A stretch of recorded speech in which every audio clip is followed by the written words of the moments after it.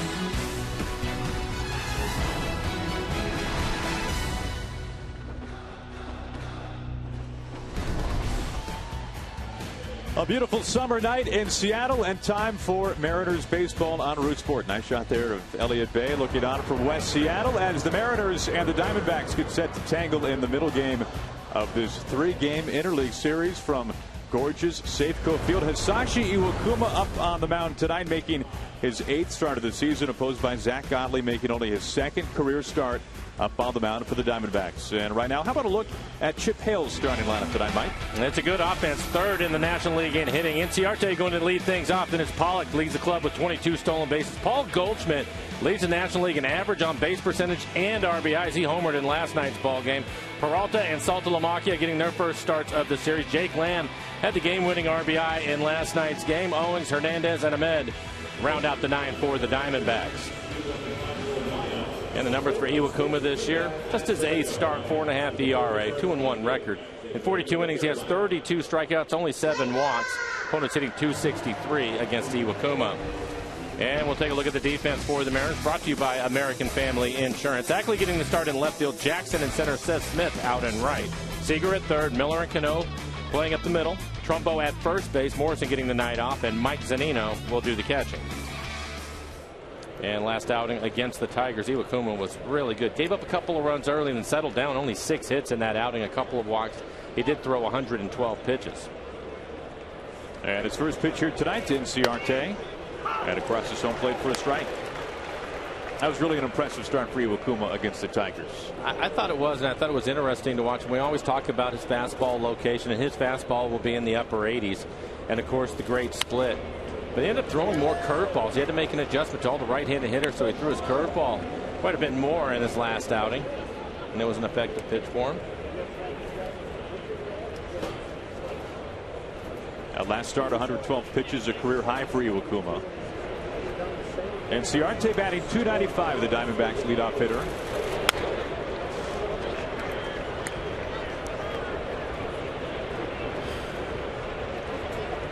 But Iwakuma really on a nice roll. His last 3 starts in ERA at 1.74.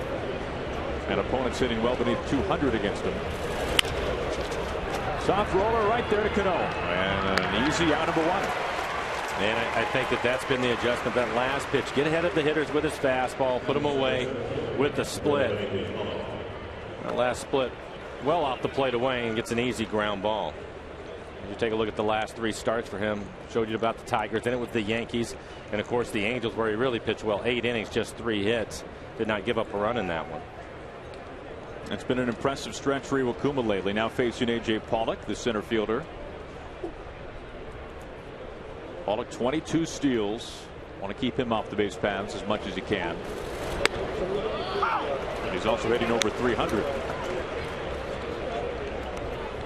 Diamondbacks have now won 3 in a row. They've won 4 of their last 5 and 5 of their last 8. Chip Hale, the first-year manager for the Diamondbacks, former bench coach for a number of years in the Bay Area for Bob Melvin and the A's.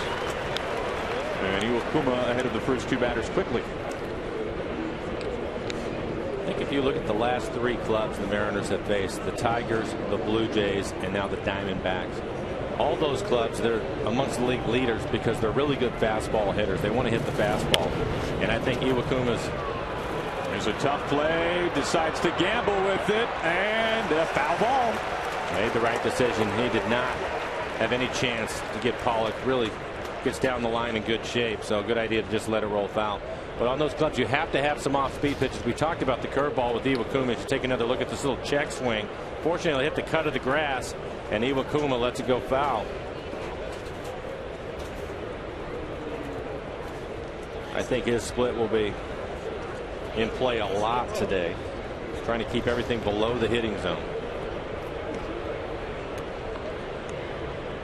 Well, the Diamondbacks entered tonight batting .260 as a team. That's the 3rd highest average in the National League. 3rd in the league in runs, 5th in on base, 5th in slugging.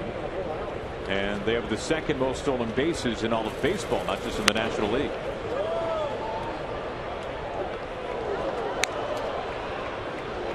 Now, we've talked about recently this month of July, the Mariners offense has really been up, which has been nice to see. The 3 big bats in the lineup, Seager, Cruz, Cano, all catching fire. But as you were saying, Mike, fastball hitting teams the Mariners have been up against, but teams that have been among baseball's best in terms of runs scored this month. So it has not been an easy gauntlet for the Mariners, to say the least. Well, and that's the reason why the bullpen is in such tough shape. But you look at Iwakuma tonight, I think Lloyd would love to see him go at least 7 innings tonight, which he's certainly capable of, because the bullpen has had to pitch a lot. And you know, you run into the schedule sometimes it works out that way, but 3 quality hitting clubs in a row for the Mariners. Now, Lloyd did set the bar high for Iwakuma, saying from his office today he's hoping Iwakuma can go 9. That's the hope. 9 innings for Asashi tonight. Why not? Why not? He's 1 out into things. Looking pretty good so far.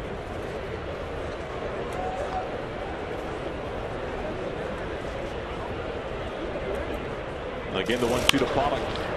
And a base hit, first of the night for the Diamondbacks. A 1-out single and some speed at first base for Paul Goldschmidt.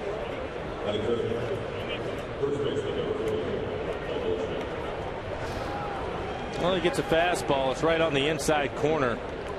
89 miles an hour. Pollock hits it through the hole on the left side of the infield.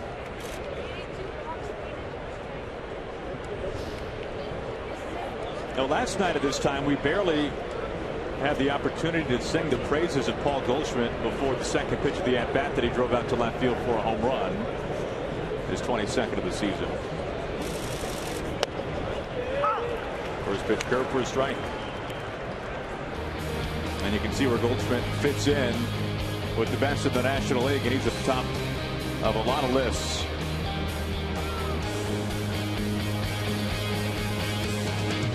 Hitting for power, hitting for average.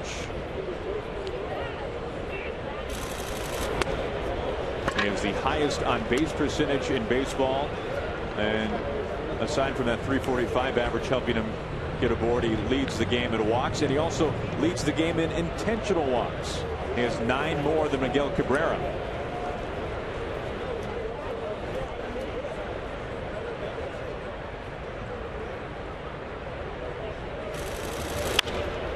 High slicer right field. Smith has the space.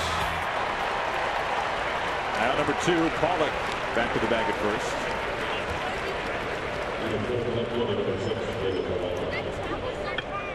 Well, it is stitch and pitch night here at Safeco Field. And Mike, I don't know what else to say about that. But there is part of the fan base that's look at that. There you go. Have you put in your order yet, Mike? I'm ready to go. You know, I've seen you during the offseason. You could use a new set of mittens. And I think tonight might just be the night. We'll move on. Here's Peralta. Nice of you to stitch those for me, Aaron. Oh, many YouTube tutorials and many failures. We're working on it. Peralta getting the start tonight in left. Besides Ciarte in left last night, tonight he is in right. Pollock really dancing around at first base.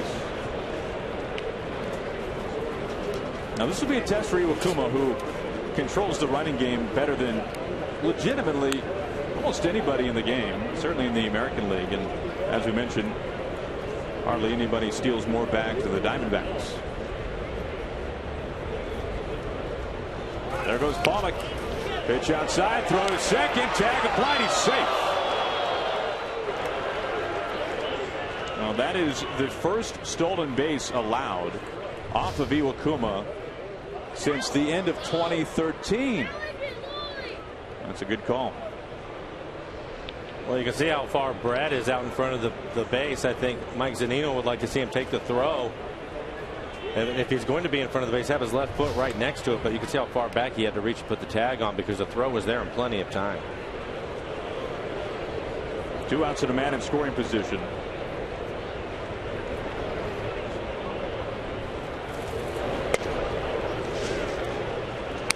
Gerard Dyson, the speedster, maybe the fastest guy in baseball, right up there with him. D. Gordon. D. Gordon, yeah. Hamilton, of course.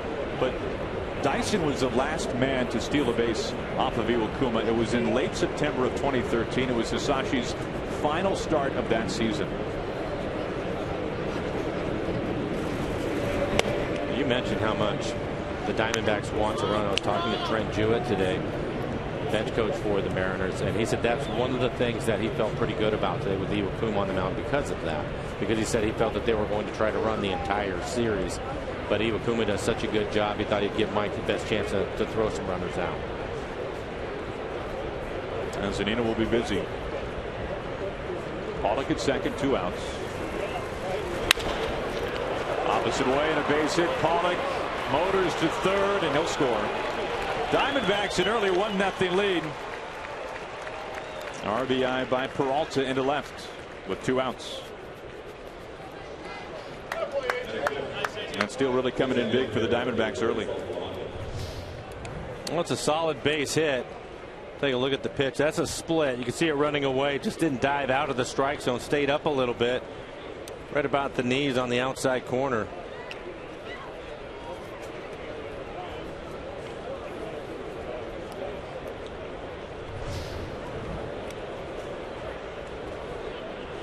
That brings in Saltalamacchia.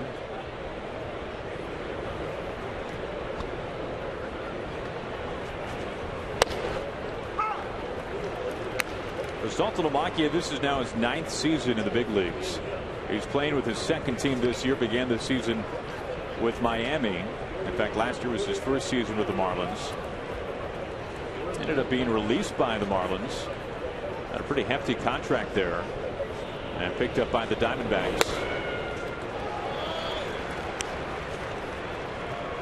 And Iwakuma quickly ahead 0-2.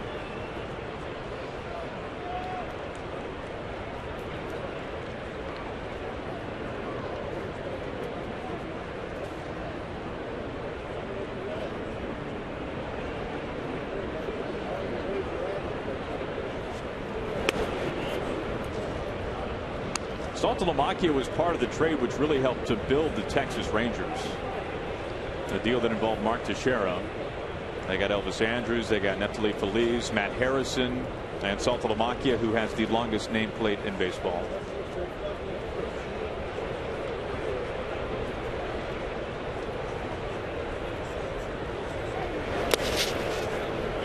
A check does not go. 2-2.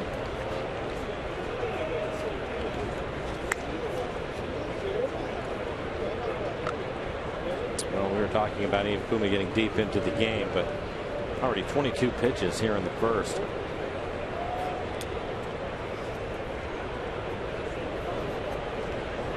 Trying to finish off the Diamondbacks DH with 2 outs and a man at first base. Easy pop up for Miller, and he is there for round number 3. A run in for the Diamondbacks, and through 1/2 inning, Diamondbacks 1, Mariners coming up.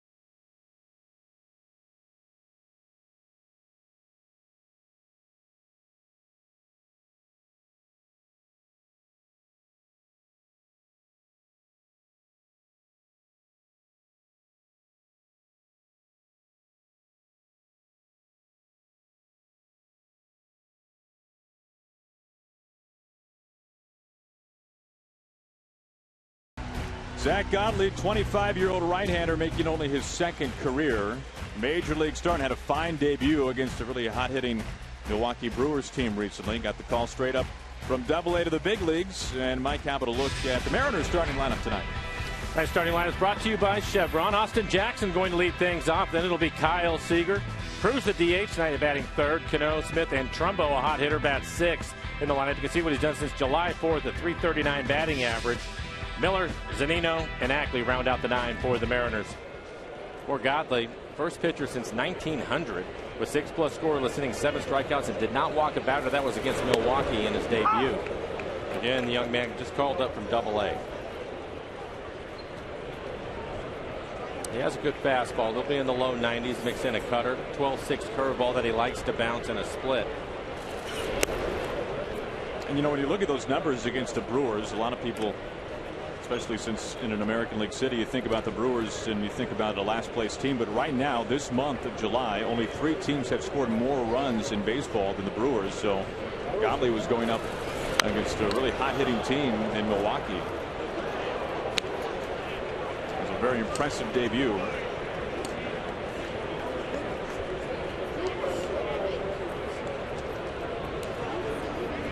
Godley pitching at his 3rd level this year, 12 starts in high A ball, and then only 3 starts in Double-A. Jackson just gets a piece, but it's held on to.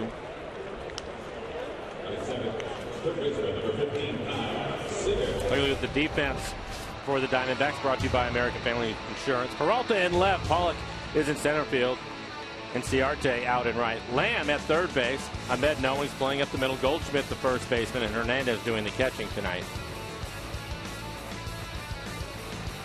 That last pitch to Austin Jackson looked like a cutter at 93 miles an hour. And I was expecting a little bit shorter late break to it, but almost reacted like a slider. That's how much it moved on. I'll take another look at it. We'll take another look. This pitch is going to go down and away from him in a hurry, and you can see the catcher almost handcuffed him with it.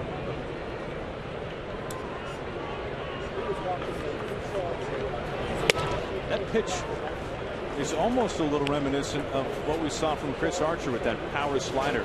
Now it kind of just almost, he can manipulate it to a point where it just dove and had that great velocity. Only that, of course, even more so. Right. You're right. And I think that the trick to it is for the hitters, it's that late movement to it and the velocity at 93 miles an hour. That's a good fastball.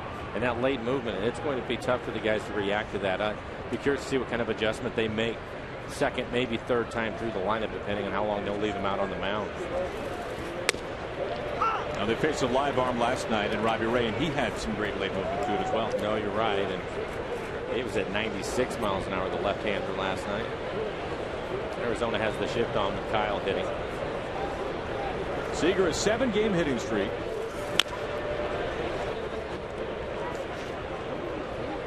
And the heart of the order right now really heating up. You can see Seager, Cruz, Cano, everybody hitting well. And this is what Lloyd has been waiting for all season. Not only for Cano to get hot, but then to have Seager and Cruz along there with him.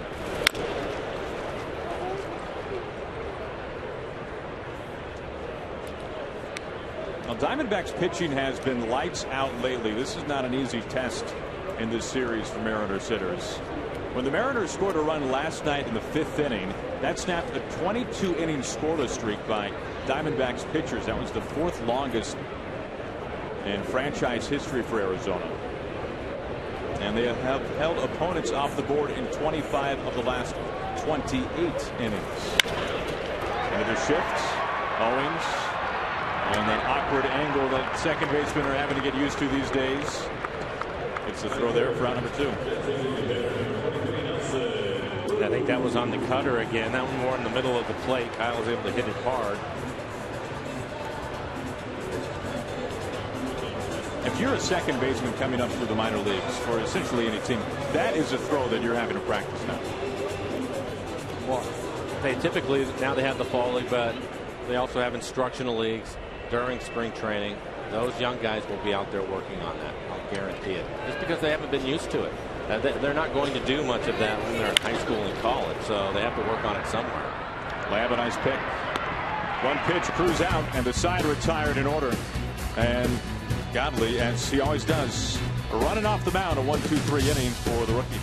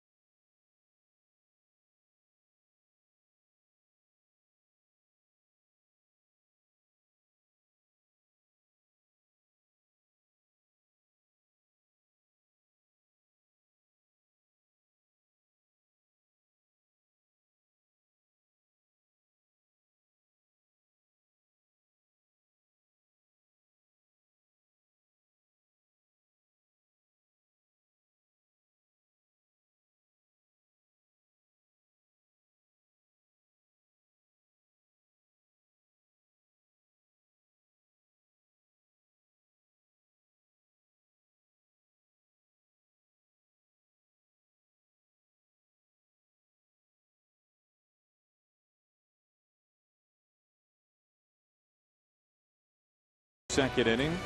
That's the King looking on. As we take a look at our CenturyLink What's Next. This will be a nice pitching matchup. It'll be a Mariners matinee, 12:40 the start time. Our coverage begins at high noon, and Felix with Kings Court reigning supreme. A couple fans here early already. And Patrick Corbin, who will be facing an all-star a couple of years ago, Tommy John surgery, and now on his way back. So that'll be a nice pitching matchup tomorrow. We hope to see you out here at Safeco Field.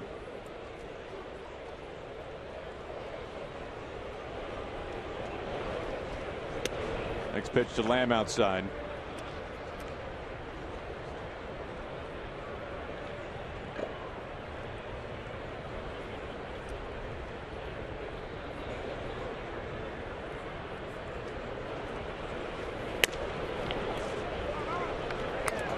Lamb quickly ahead, 3-0. He had the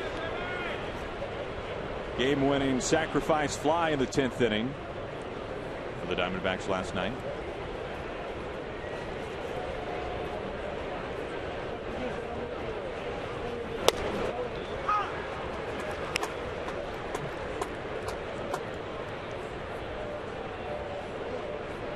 Iwakuma allowed a run back in the first, a single by Peralta after Pollock singled, and a rare steal of second against Iwakuma.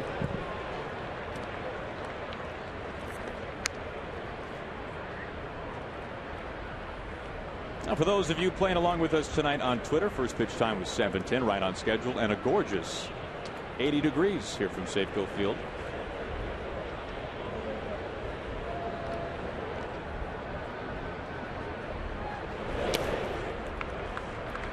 Leadoff walk after a lot of pitches for Iwakuma in the first inning.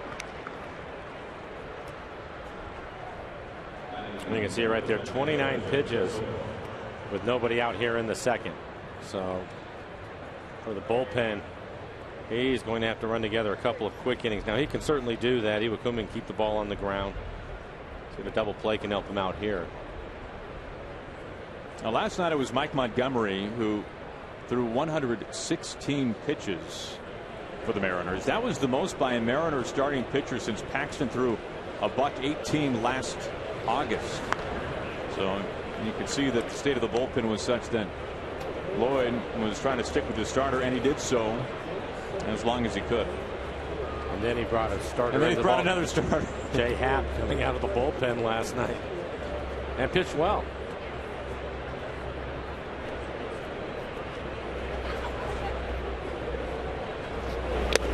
It's not too often you can say, well, the bullpen has been so banged up that we had to use two starters tonight, but that's exactly what happened.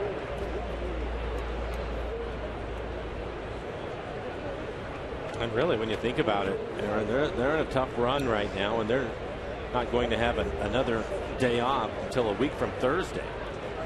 So trying to get those guys healthy again, it's going to be tough unless you get a couple of starts in a row.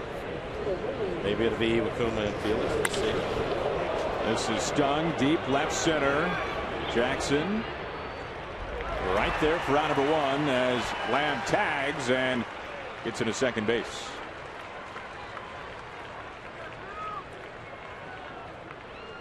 And the Jake Lamb cheering section back once again today. Of course, a local product from Seattle, went to UW. And there were a lot of hugs on field level for Lamb last night after the game was over, and that game-winning sacrifice fly that we were talking about. And good base running by him right there. Saw Austin Jackson playing shallow. The minute he started running back towards the warning track, he immediately went back to tag up and was able to get into second easily. There's the catcher, Oscar Hernandez. Now, last night we saw Wellington Castillo behind the plate, and late in the game he was absolutely smoked on the elbow by a pitch from Carson Smith, and that was the second time in about a week that he had been hit on that same elbow. Not a huge surprise, as you can see Castillo there, and we don't see him in the lineup tonight. He had it wrapped up, and then he had the elbow pad that you see everybody wearing these days on top of that. But a two-seam fastball from Carson Smith that squares you up on the elbow, Aaron, it's not going to feel good. I don't care what you have. Yeah, there's not enough padding, especially if you already have a big bruise underneath it. One out, Lamb at second. And Iwakuma pours in a strike to make it 1-2. Hernandez only 16 at-bats in the big leagues this year, 3 for 16.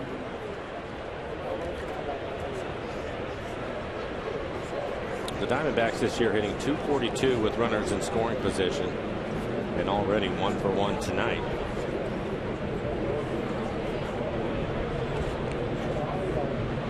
And he calls time. Hernandez missed a lot of time this year. The 60-day disabled list. Broke a hamate bone. Mike Zunino had that happen to him a couple of years ago. To Brad Miller with 1 out. Make it 2 outs.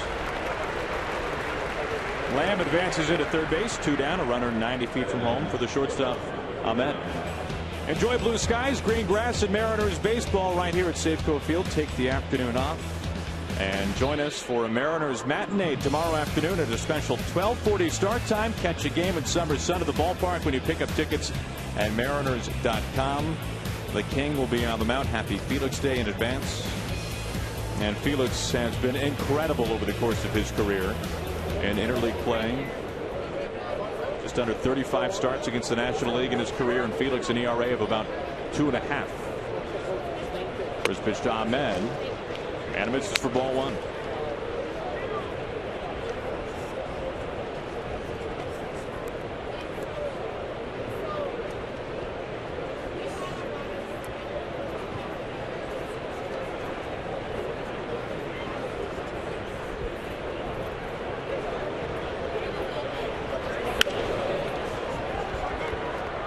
Iwakuma now 34 years old. Now his 4th season in the big leagues with the Mariners. 11 seasons professionally over in Japan before coming to the States. And if you look at where the Mariners rotation has been this year and how much they have been without Iwakuma and without James Paxton. Iwakuma making only his 8th start of the season tonight.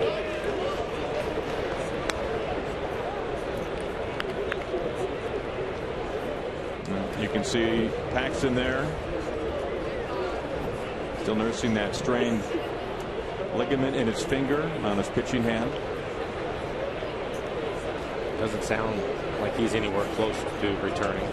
Really doesn't, unfortunately. Another ground ball to Miller for out number 3. So Iwakuma strands Lamb 90 feet from home, and we make our way to the Mariners half of the 2nd inning. Mariners down by a run.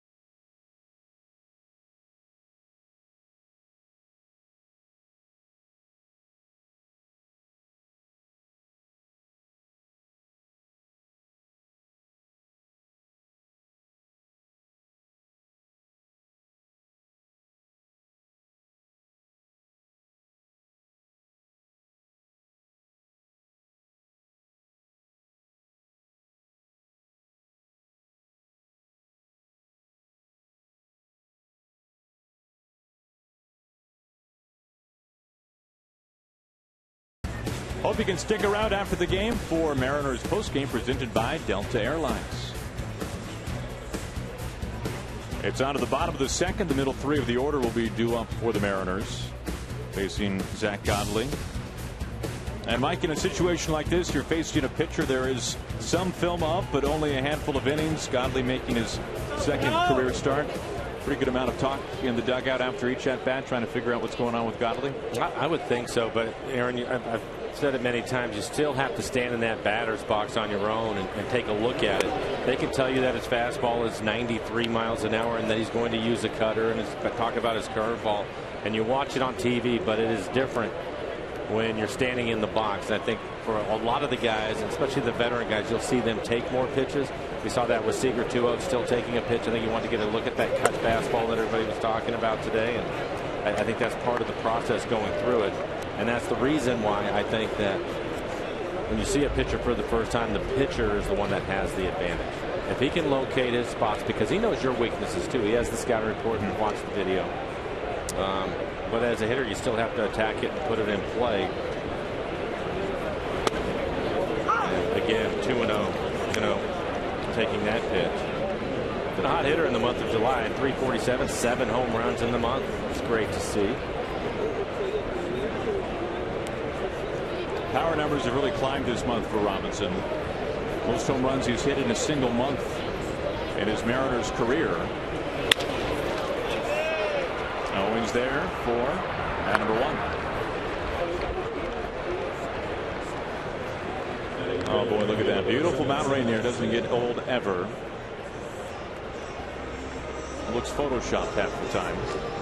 1 out for Seth Smith.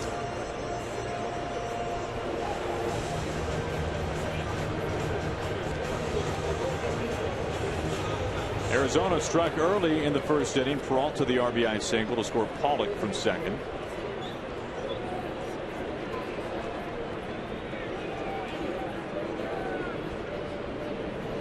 Smith in the lineup tonight against a righty. I got a strike 1. You can see the uptick in run production. And a full run per game, Mike, that is a big swing. That's a big jump. And a little bit closer to what Lloyd McClendon, the manager, was talking about leaving spring training. Just wanted to get 4 runs a game, and he thought they would be in pretty good shape. Well, that's definitely happening this month. 2 ground ball outs. In fact, after Godley began the ball game with a strikeout to Austin Jackson, the last 4 outs have all been on the ground. Now facing Trumbo.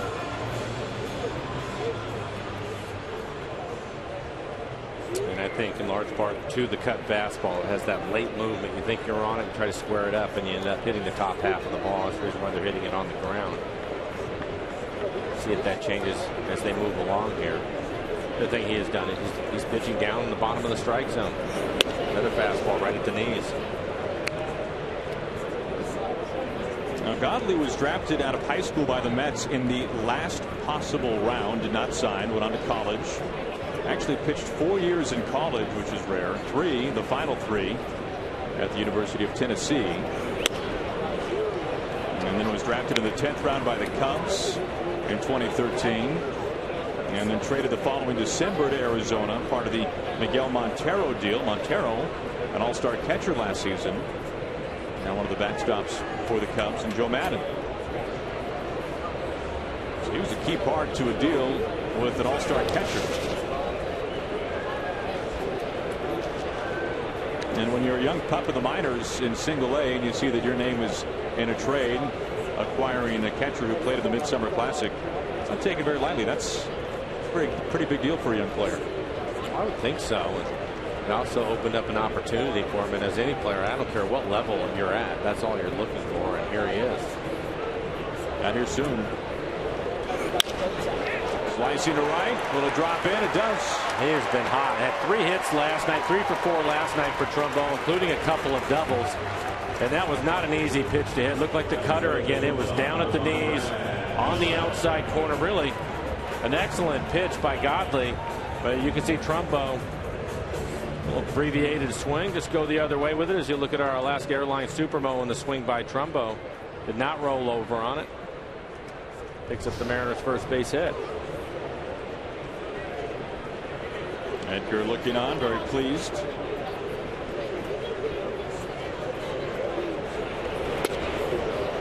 First pitch strike to Miller.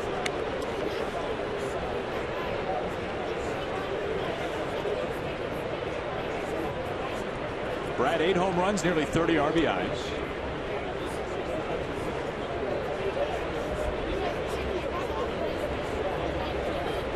Tying run at first base.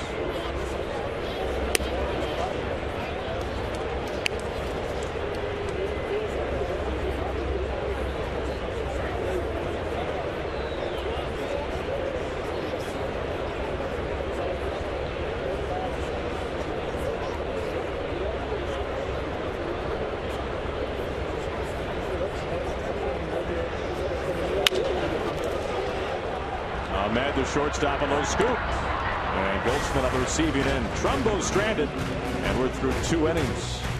Diamondbacks have the 1-0 lead.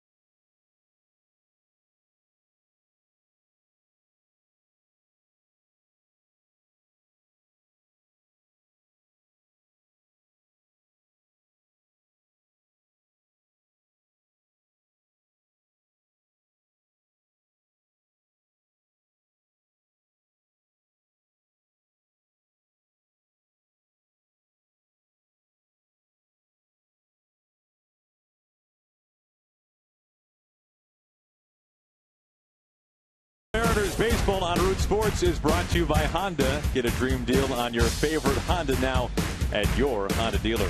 And by BNSF Railway, sponsor of the BNSF Blast. Nice recovery. You like that? That was a great recovery. I'm all in your grip, and you still didn't even miss a beat, man. How you doing? You can multitask with the best of them. I don't know about that. We're working on it, though, Jay. It's going to be a fun night. It's going to be a fun night. Oh, yes, it is. First pitch to Wakuma. A ride out to center, but Jackson is there. Round number 1. Glad to have you with us, Aaron Goldschmidt, the bone. I'll keep it clean, bud. Well, don't He's make been nervous for a day and a half. Don't make any guarantees. Oh, I love it. Yes. All right. We're good. Yeah, let's just calm it. Let's just calm down. Call the game. Yeah, call the game. Where's your score? You got your scorecard, Jay? Yeah, it's right there. You need a pen? Right. No. All right, you can share mine. That's why you get the big bucks. Buddy. Well, obviously, because I score the game. Exactly. Yeah. Have you been knitting at all? By the way, we've stitch and pitch tonight. We saw it looked like with the Paisley tie, it looked like maybe that would be something right in your wheelhouse. Oh, Leah dressed me. Okay. How'd she do? All right. Great. All right. Huh? Great. Well, it's good to have you with us, Bo. What have you been doing? Where you been? What have you been doing? I don't know. I don't remember what I did yesterday. No, I just been hanging out and went to Montana.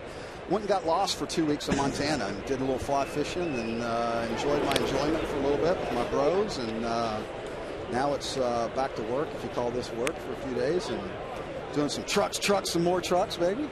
Have you had a chance to watch the guys at all? I have a little bit. Swinging the bats better in July. I know. And you know what? That guy that new addition down on the bench, kind of like the trade deadline, Edgar Martinez, the new hitting coach, I think he has done wonders just for a different approach. And I think it's safe to say that he's helped Zunino immensely just on approach as well. It's good to see. One of the things that I've talked about is he's one of the best. No, there's no question. And I for me, Edgar's been a hitting coach for as long as he's been playing, because I know he helped me when I was playing. I know he helped you. And I think the biggest thing is when you're going through a tough time. I knew that one of the things that he would bring to this club, to the club, is a calming influence. Well, look at it and try to keep it as simple as possible. Absolutely. Absolutely. I'll get the guys working and thinking approach, thinking the other way. You know, he's got them in there on the tee, doing lots of tee work. But there's nobody better. I mean, and the big thing is the mental approach. Just mentally, what you're thinking, what you're trying to do, what the pitchers are trying to do to you, and just helping with the approach. Because I think right now that seems to be what's a lot of these guys is.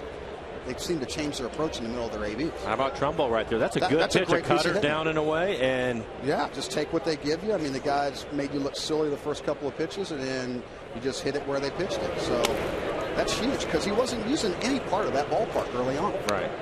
So I mean that's and now he's one of the hot hitters. And that's part of Egger's, you know, some of his drills he does where he gets that tee, puts it basically off the plate. It's not even on the plate, and you got to drive that ball consistently that way. So your muscle memory is thinking that way and staying inside the ball because there's a ton of hits over there, especially with all these shifts. Are you kidding me with all these shifts?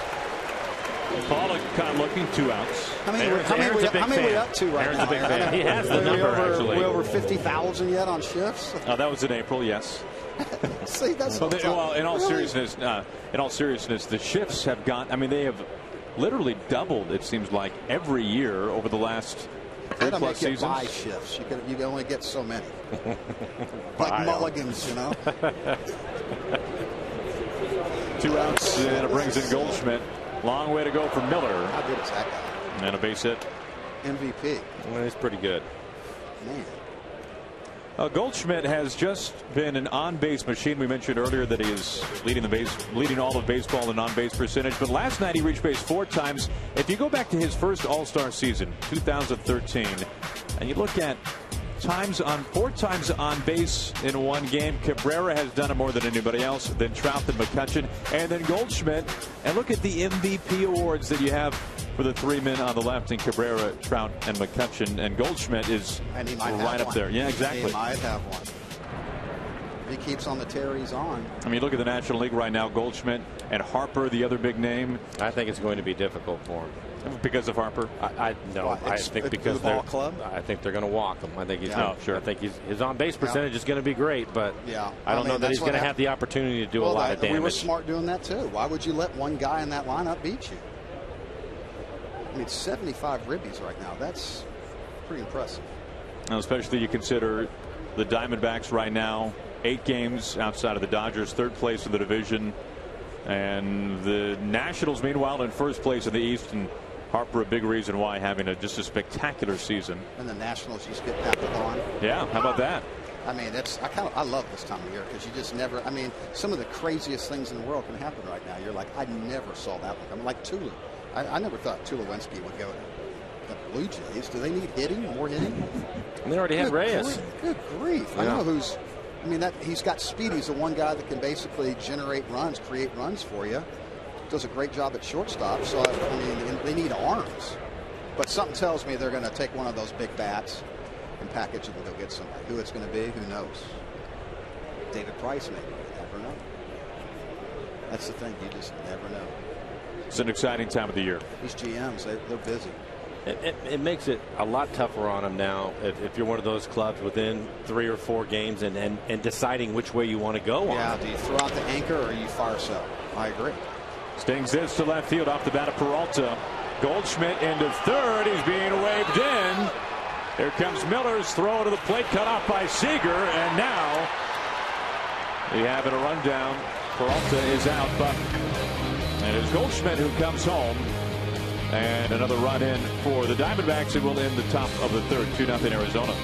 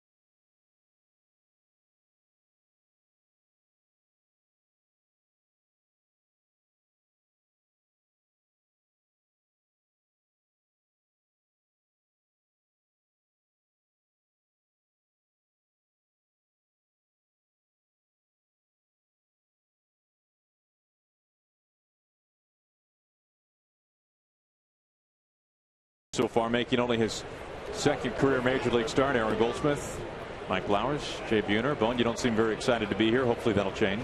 Just waving to my boy down there in the big shot seats. This is pelted off the bat of Zunino, and this is crushed. Wow. Somebody ate their Wheaties this morning. Well, we were just talking about Mike Zunino and Edgar Martinez, but my goodness, that ball was crushed. Well, nobody's going to rock that one like that. That's a good point. Unless your go-go gadget arm. Oh, man. I haven't seen one hit up there. Not even in BP. And that was the cutter, too. One of the few that he left in the middle of the plate. That's large. I mean, that's 450, every bit of it.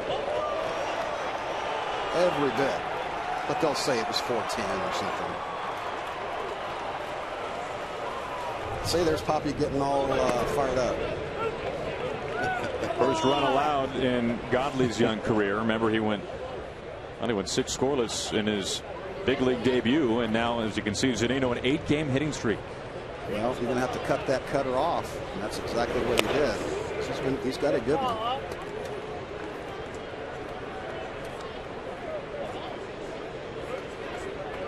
Well, Jay, that's pretty much right on cue with what you were saying a minute or two ago about Edgar and the differences for Zunino. I think Z right now has got a world of confidence going right now, because even his outs have been crushed. He's squaring balls up consistently, so it's good to see too, because he's such a hard worker and such a great kid. But that's going to do wonders to your confidence. I mean, hovering around 160, and you're just searching, you're hoping, you're trying to do anything and everything. You're reaching out, you're asking anybody and everybody. And you talk about mental midgets. It's like you're trying to do. That's the problem. Yeah, you're just trying to do everything you can to figure things out. And then here comes a guy like Gar that comes in and just says, "Hey, see the ball, hit the ball, just work on the other part of the ballpark." It's interesting because today I was really watching Mike take his batting practice.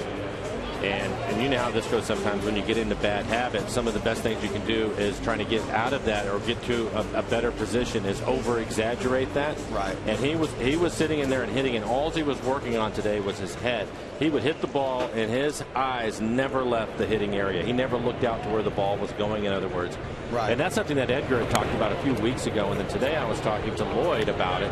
And Lloyd said that there's a couple things in play. By keeping his head in the hitting area, it lets him hit through the ball as opposed to cutting the plate off and getting out more towards left field. Yep. Because you let it travel because you can see it. And he said, and the other thing about it is you start to have some success. And you were talking about confidence. And because that's what they've been working on, all of a sudden he gets some hits, and now an 8-game hitting streak, including that home run. You can work all you want, but when you start to see some results, you have to have some results in order to get that going, to continue to buy in. Right. And I think another thing, too, with the head, keeping the head down, too, is he was going out and trying to get the ball because his eyes constantly stayed out there and never tracked the ball in. So it causes you to want to go get it, So now you're out in front, you spin a little wrinkle there. Next thing you know, you're out, you roll over Beethoven because you never let the ball track. Never let the ball get in on you. So Gar's always been one of those guys, keeping the head down, and basically until you actually feel that back shoulder hit your chin. And then obviously it has to come off. Right. 3 balls and a strike now on Austin Jackson. 1 out, nobody on. And he stings it up the middle for a base hit. Come on, baby. A 1-out base runner for Kyle Seager.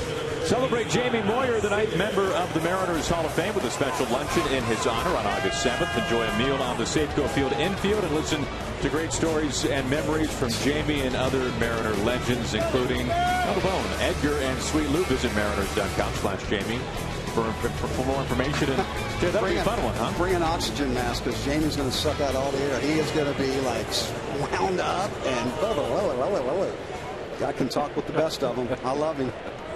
Should be. Now this is you talking about Jamie, right? Yeah, he should be a coach at one of these days. He's a piece of work. You got to love that guy. That'll be a fun one. August 7th. It's good to get all the boys back together and rap about old times. I always look forward to that. See if Jamie wears flip-flops again like he always does. I bet that he will. I mean, he wears suits with the last time he was here, he had a suit with flip-flops on. That's a lefty for you. Right or wrong. Seager at the plate with the tying run at first. Kyle trying to lengthen a 7-game hitting streak. He's been swinging it too. The three amigos are getting hot right now, aren't they? Get Trumbo figured out a little bit. Lamb off the bag. They're short away. That's all they'll get. Get Lomo hot. He needs to get hot. Get Lomo going. That's a big guy that needs to get hot. Now we take a look at our Arco top tier performer, and it's a pretty short list. This is elite company. You look at players in the game right now. 25 home runs and hitting at least 300. You see Trout at the top of the list in terms of the homers, and then Harper, a tremendous combination of home runs and then the average, and then of course Cruz, 25 bombs, hitting nearly 310. Last year only 4 players in the game did it, and at this point this season it's a short list of 3. And all pretty good outfielders too, huh? Absolutely. Because Nelly doesn't get enough credit for his outfield. He really doesn't. He plays real good defense, has a great, strong, accurate throwing arm. That's pretty good company, those 3 guys. And the Angels making a bunch of moves today. How about them? So you had that little turmoil between the GM and your head coach. And a little supposedly off-the-record closed-door meeting, and somehow some of it leaks out about Pujols, and next thing you know, oh, is it going to cause a bunch of ruckus, and are they going to be able to pull it together, and is it going to cause too much turmoil, and can they get on a roll, and now they're in first place. Well, and so much for that, right? And speaking of Mike Trout, Trout suddenly dinged up a little bit. Snap throw it out at first. Seager safe. As Trout, a sore left wrist, having to get an MRI, and manager Mike Scioscia saying today that he is hopeful that Trout can avoid a DL stint. But the Angels in Houston right now beginning a very important series, as the Astros just a game behind in the standings. Well, they just picked up a couple outfielders, right? They picked up a trio of outfielders. And Murphy and Shane Victorino yesterday. Oh, that's right. The Flying Hawaiian. I forgot about the Flying Hawaiian, but he's got to get healthy too, though. But that's a good move. I mean, take a veteran guy, throw him in a playoff contention team. You never know what you're going to get. It's worth the risk for sure. Cruz up the middle. A man on to first base, and Cruz retired. A man left, but a run in. Zunino with a man's home run, his 10th of the season. We're through 3 innings.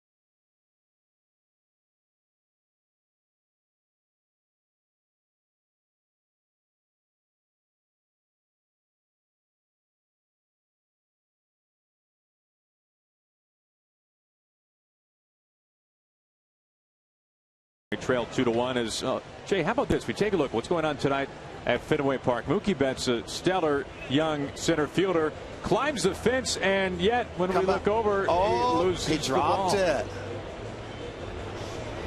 That's a heck of a play. Now, having been in that situation before, and that leaves a mark, by the way. It's a good thing he didn't dislocate his shoulder right there. But if you go over and you have to show that you have control of the ball. So by him falling over the fence, technically, well, he has to come back into the field of play, show that he has the ball, and show that he had control of the ball before it's an out. But because he dropped it, obviously it's a home run. Or here's another one: if he's over the wall and he holds up the glove and he throws it back into the field of play, it's a home run. I'll take a look. Jay, over the fence. I landed on my head, so I was fine. This was the precursor to Torrey Hunter. Yeah. And then, go gadget, I got it. So, but you know, that's the thing. You have to come back into the field of play, show that you had control of the ball. So if there is a base runner, he can tag up. He can tag up and be running like crazy. But you're in the bullpen. Can't you just fire it in? Yeah, I can if I want. If Hatterberg's going, please fire it in so I can get a home run. You have to bring it back in like that. I have to go like that, show that I have control of the ball, and then get a high five from JR, and then fire it in. And then have Hatterberg saying, you're number one, as he's going back. Oh, that was high flare to Seager. Throw the knuckles. Yeah, that's a lot of giving up your body right there, and then to drop the ball. Oh man, come on, make the play. It's in your glove. And I think that's why I had pine tar. See, that is the secret to all that pine tar. You can see it on my hip. I had it in my glove. You caked your glove full of pine tar all the time. I mean, that was back when. That's back when you could kind of get away with improvising. Now you can't do anything anymore. But yeah, whatever you can do to help out your pitchers. But I thought it was interesting on the play by Betts when he dropped it. We obviously saw that, but if you don't have a camera in there and you don't see it, you don't know. So all of a sudden he comes up with the ball. He was smart, quick. Well, but then, Jay, as he's coming back over the fence, the ball falls out of his glove again. Baseball gods. Yeah. Baseball gods. Yeah, nice try. Yeah, but you're right. They have cameras, mics. They have everything anywhere and everywhere now. So for him to try to get away with that, with all the peeling and everything that's going on, but it would have been interesting had he not dropped it to see what they would have done. Obviously, they had a camera from the backside there. And that play that we saw tonight from Mookie Betts and Abreu, it was ruled a home run, just to wrap it up. Yeah, and that wall doesn't, I mean, it's padded, but it's one of those really super hard pads, and you don't give real good. Neither did that ground. That'd make just about anybody drop the ball right there the way he landed. Well, that's kind of what I was thinking, because it's low enough to where you can make a catch like you did, or he attempted to, but it's high enough that when you go over the other side, that's a pretty good fall. Well, it hits you right about just above your knee, that causes your momentum to flip over, so you can't help but do that. He's lucky, really and truly, based on the way he landed. He didn't break his neck or really hurt something. Lamb strikes out. So 2 up, 2 down from Iwakuma. That'll bring it Owings. Just a good two-seam fastball. Going to run it right to the outside corner. 92 miles an hour for Iwakuma. It's one of his better fastballs. Second strikeout tonight. 2 up, 2 down for Owings. The second baseman 0 for 1.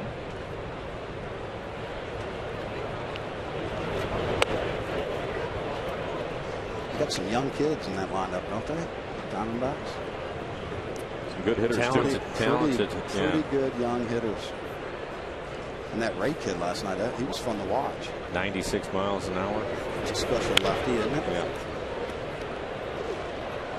Be nice when we get our special lefty that throws 96 back too. Well, we need that boost in the arm. We were talking about Paxton an inning or two ago before you came over. Mm-hmm. James said today from inside the clubhouse that he's kind of on a 2 days on, 1 day off plan in terms of playing catch, trying to rest that strained tendon in his finger, and yet also trying to deal with the pain. And said he took some anti-inflammatory medication recently, has some tape on that finger, and he can't get much further in the progress until he's able to take the tape off, which helps to limit the pain some. But here's hoping he comes back soon. 1, 2, 3 innings spun by Hisashi Iwakuma, the first of its kind here tonight. We go to the bottom of the fourth.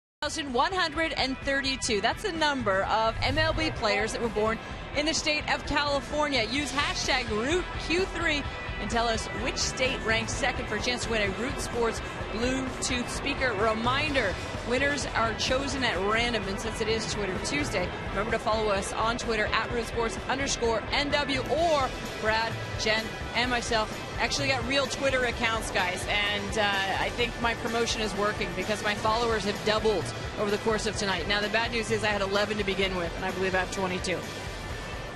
Back upstairs to you. You know, Ange, baby steps, baby steps. But, you know, congrats to all of you on Twitter now. You've joined the rest of humanity, especially Brad Adam. Not everyone. Well, you know. So there are some people who are too cool for Twitter, and I'm sitting next to two of them. It's not too cool. I just don't have enough time for that. No, we've documented that. I got things to do, people. I got to sell trucks, and more trucks. Obviously. There's another plug. There you go. Nailed it. Cano leading things off in the bottom of the fourth inning behind 0-2. Robbie, an 8-game hitting streak, 12 hits his last 8 games.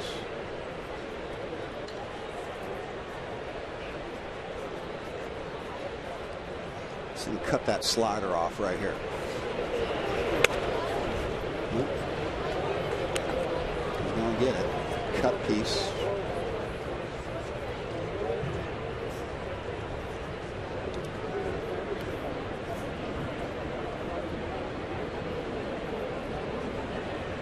Godley's second career major league start, made his debut last Thursday against the Brewers and pitched very well. 6 scoreless, 7 punch-outs, no walks, and only 4 hits.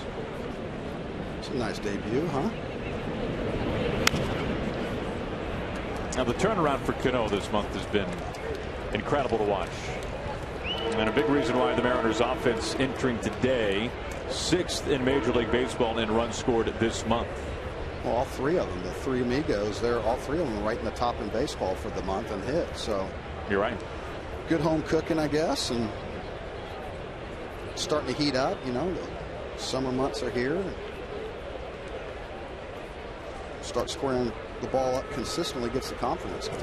And you look at the Mariners' upcoming road trip tomorrow. The homestand wraps up. Felix on the mound, 12:40 the start time. Mariners matinee, but then it'll be on to Minnesota and a Twins team that has surprised everybody, maybe outside of they were hot. Paul Molitor. What, as of late, they lost 8 out of the last 9 or something crazy, but man. But still, right now, a wild card team as we speak, and more than that, second place team behind the Royals in the Central. Then it's on to Colorado, and even though they're without Tulowitzki, a team that can put up some runs, especially in their home ballpark. But the bottom line, time running out. this season as the schedule is now getting short. Especially with what Kansas City's been able to do to help themselves out. Makes it tough. Royals getting Cueto, getting Zobrist today. You have a young team, Jay. I'm curious what you think about it, but I think you have to kind of get in the race for a period of time, and you're probably not going to stay there, but you have to get the experience of going through it to hang in there. Absolutely. I mean, you mentioned Kansas City. Those guys have been together for a number of years now, and then finally. Well, see, that's exactly what they've done, Michael. They've been the team that's always had the good young talent and traded for the great young talent, and now they've realized that, hey, we got an opportunity of a lifetime here. We're going to try to go win a World Series or two while we can. So if it means us trading some of that talent that we've been known for building up, usually they're the other team. You know, usually they're trying to get all the good young talent. Now they're actually going and having to give up something to get. So it'll be interesting to see how they do. Is it going to pay off for them? You're right. And I think Tampa Bay. When you look at that club, though, there's a core group of guys came up through the ladder, and they've been playing together for a few years, and then all of a sudden they start winning. It's not that they're more talented now; they're smarter. They've been through it. They know what 162 games means, and know how to pace themselves. They play with a swagger now, which is, you know, they're not afraid to stand on the top step and the ball's getting in on somebody and chirp. You know, they're walking the walk. Cano, a leadoff walk. Seth Smith climbs in. I know that's what we did when Lou came over here. That's accountability, man, and we were not afraid to step up on that top step. I mean, that came. If you weren't on, he was weeding you out. You were gone. Next, get me somebody that's going to do it.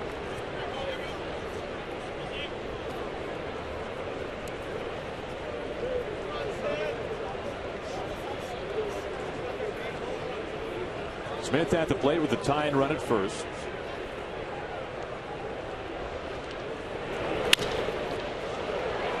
Owings out at second base on that covering and the double play.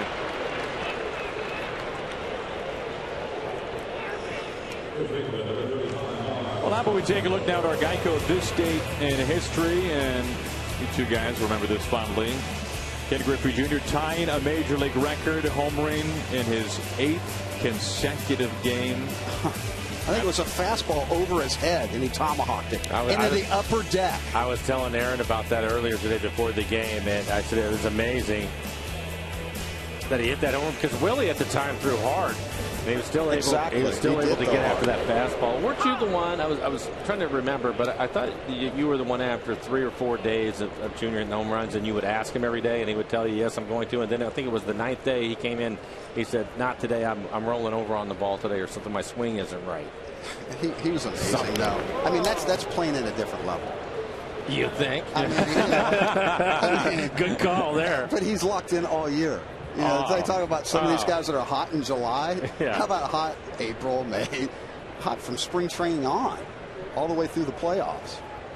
That was a lot of fun to watch. Anybody that can run into a wall, shatter his hand, come back early, and then proceed to just go to whacking like he never missed a beat. Really? Right. You're just playing at a different level than the rest of us. Now, we mentioned that he tied the record.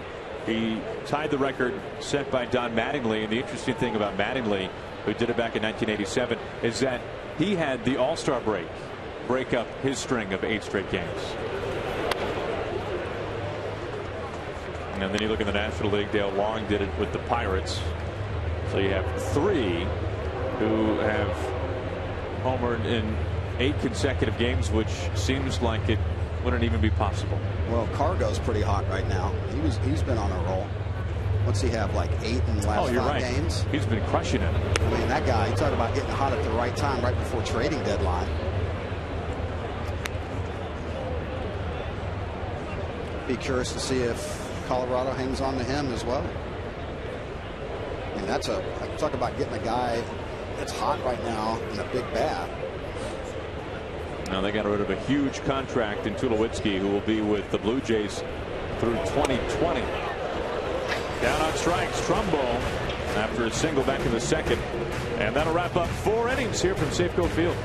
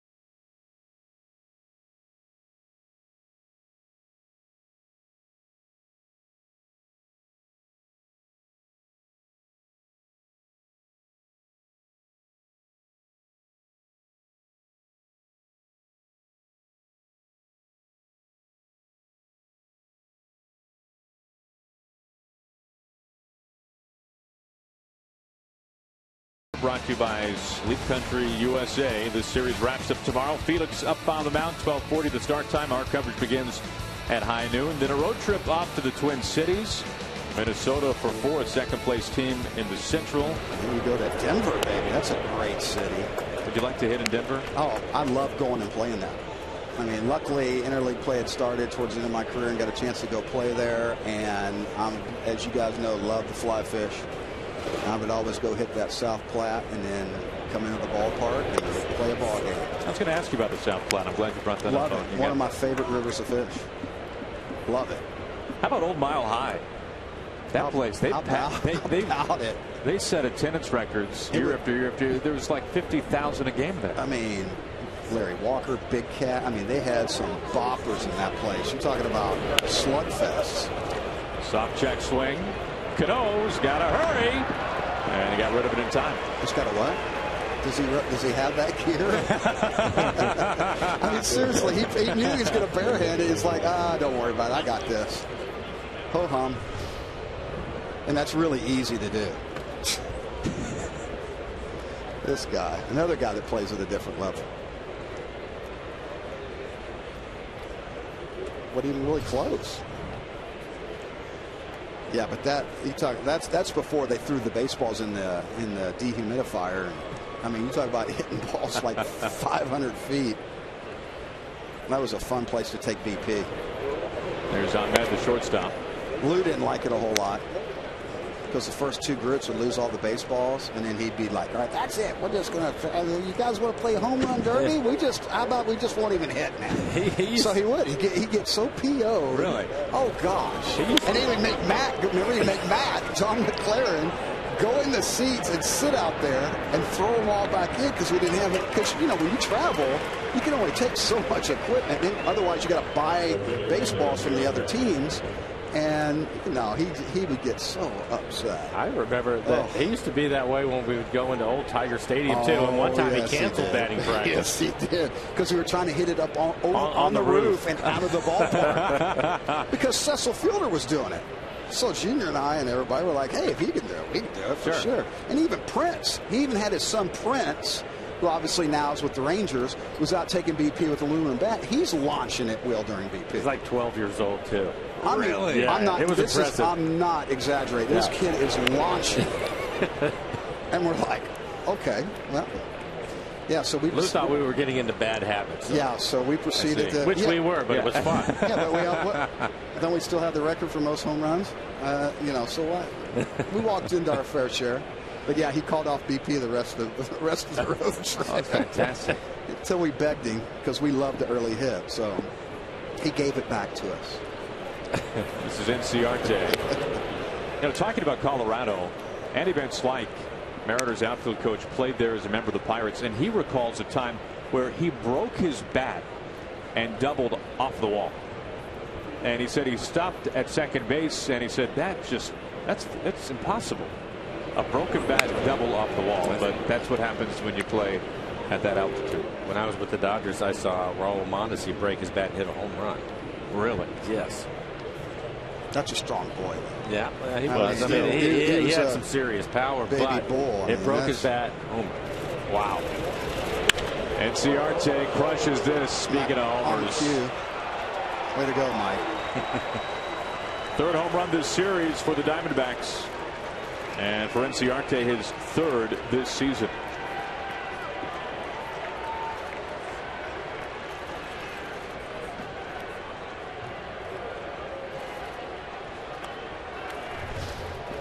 Well, again, it's location. Take a look at this pitch. 90 miles an hour right in the middle of the plate. Middle. Oops. Yeah, pretty hard to get away with one right there at 90. Right. Now, home runs have been a problem this year for Iwakuma, but not recently. We mentioned the 3-game roll that he was on coming into tonight with an ERA beneath 1.75. Only 1 homer he had allowed in those 3 starts. Well, I didn't realize he gave up his first stolen base, too, since what? His final start of 2013. That's amazing. And as we mentioned at the time, and it's worth noting again, it was Gerard Dyson who stole the base. So you're talking about an elite speedster. Yeah, he gets picked off and steals. And it was Pollock, the man you see right here, who stole that base back to the first. He later scored.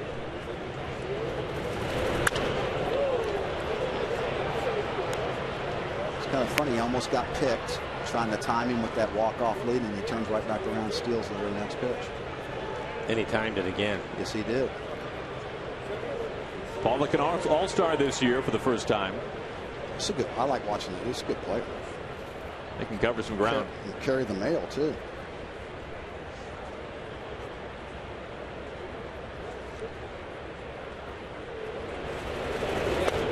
Oh, nice pitch there, the curve. Buckled the knees, a little bit of Pollock.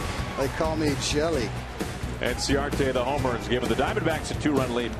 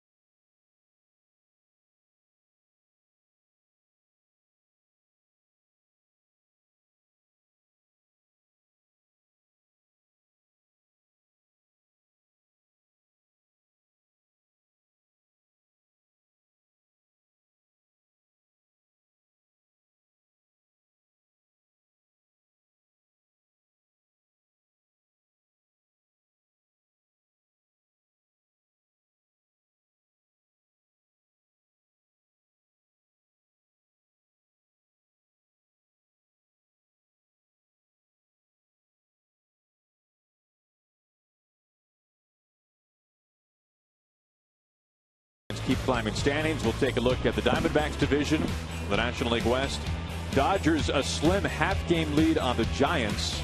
Let the Giants go get a closer before the deadline. Time will tell. Trade deadline at 4 Eastern on Friday. And then you got the Diamondbacks in third place, 8 games back. The Padres and then the Rockies. This is Miller leading things off in the bottom of the 5th.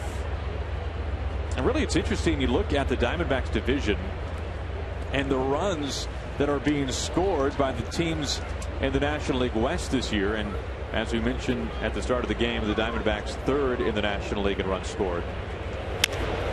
But in their division, third is not quite enough, as you have 4 of the top scoring teams in the National League West. The Rockies score more runs than anybody. And then you got the Giants. And then the Diamondbacks scoring the 3rd most runs, and then the Dodgers. So this is a division that scores a ton of runs, and the Diamondbacks pitching has been a little beat up at times this year, and that might help to explain why. Well, I think so, but if you think about it, Aaron, with as many times as they're going to play each other, and when you think of the Giants, you typically think of pitching. Right. And when you think of the Dodgers, you have Kershaw and Greinke at the top of that one. So you would think that scoring runs would be kind of difficult. Oh, there's no doubt. That's a good point. But it hasn't been that way, and the Giants actually are an offensive club now. Oh, they've been incredible. They have some good-looking young players. We're talking about the Diamondbacks and the young stars that they have and are going to have, but the Giants are right there too, I think. The incredible thing with the Giants this year is they have received runs from guys like Posey and Pence, the normal standbys, and then you have emerging stars, all-stars this year, like Panic and Crawford up the middle, Duffy at third base, as Miller takes a leadoff walk. And the Giants right now, the second wild card team in the National League, behind Pittsburgh. Well, for the Mariners, this is back-to-back innings where they've had the leadoff hitter on. It was a walk by Cano, and then a double play ended up helping Godley out, so hopefully they can take advantage of this walk. Zunino solo home run his first time up. He's really been a hot hitter for the Mariners. 8-game hitting streak for Mike.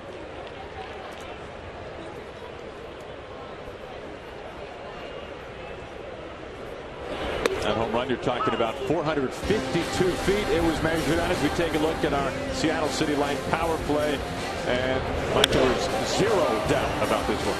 Well, take a look at it. No, zero doubt. How about the sound? Yeah. That's good to see. Up the middle, but right there to Owens, the flip. And the turn to first. Pretty nifty up the middle for the Diamondbacks there, and it wipes away the leadoff walk.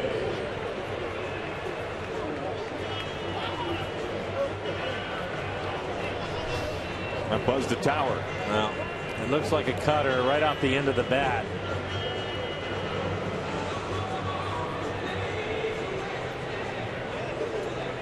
That's the second double play turned behind Godley in the last 2 innings.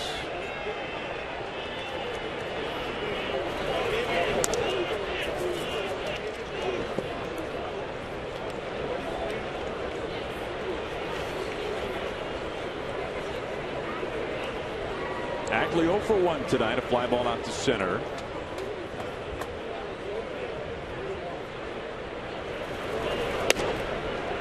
And it's 1-1.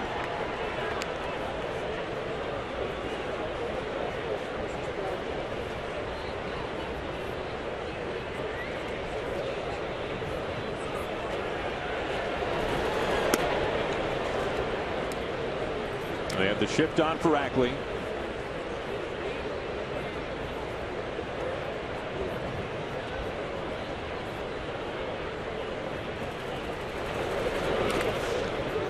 And he's ahead of the count, 3-1. And if he can reach with 2 outs, Jackson would be next. Tonight, game 2 of this 3-game interleague series. Felix on the mound tomorrow, facing the Diamondbacks for the first time since '09. Up the middle and a base hit.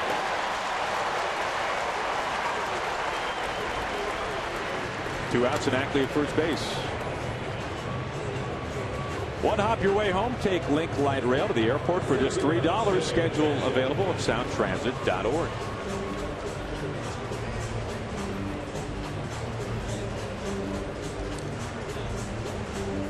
Aaron Goldsmith, Mike Flowers, Jay Buhner, and Austin Jackson. 1 for 2 tonight. Had a base hit back up the middle his last time up.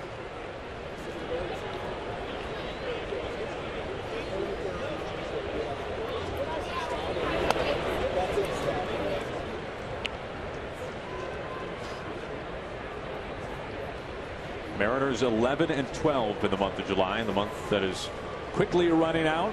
Hard to believe August is almost right upon us. Once you got all your kids home from school and you're ready for it to start. A different perspective. That's why you're here, Jay. Yeah. Leah kicked me out of the house. I had to come work. She's sick of me already. Jackson ahead 2-0. See him walk into one right here.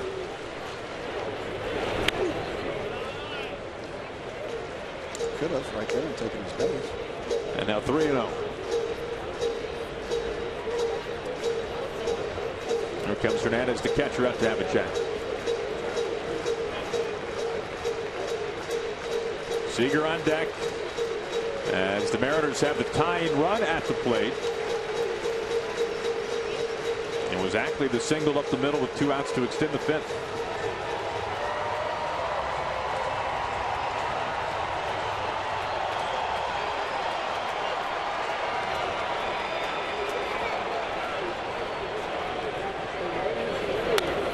And a 4-pitch walk.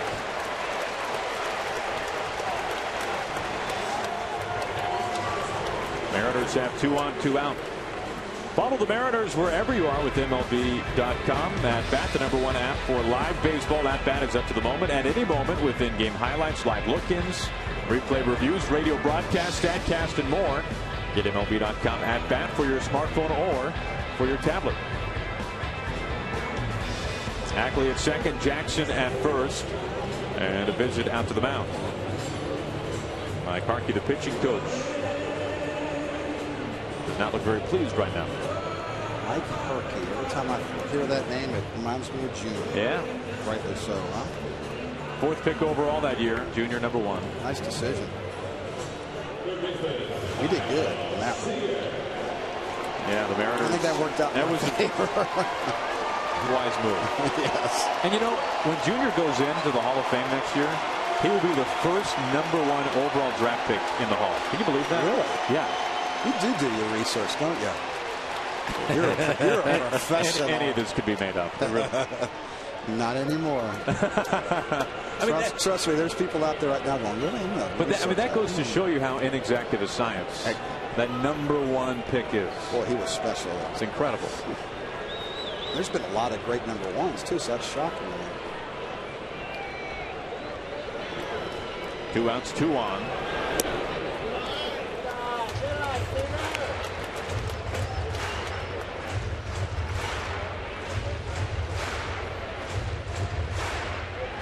Godley in some trouble here, facing a hot bat and Seager. Just throw me a get-me-over fastball right here and then for a strike and watch what happens. Oh. Pop up, Pollock, out #3. Took just enough off, didn't he? Mariners leave a couple to work through 5. Diamondbacks lead it by 2.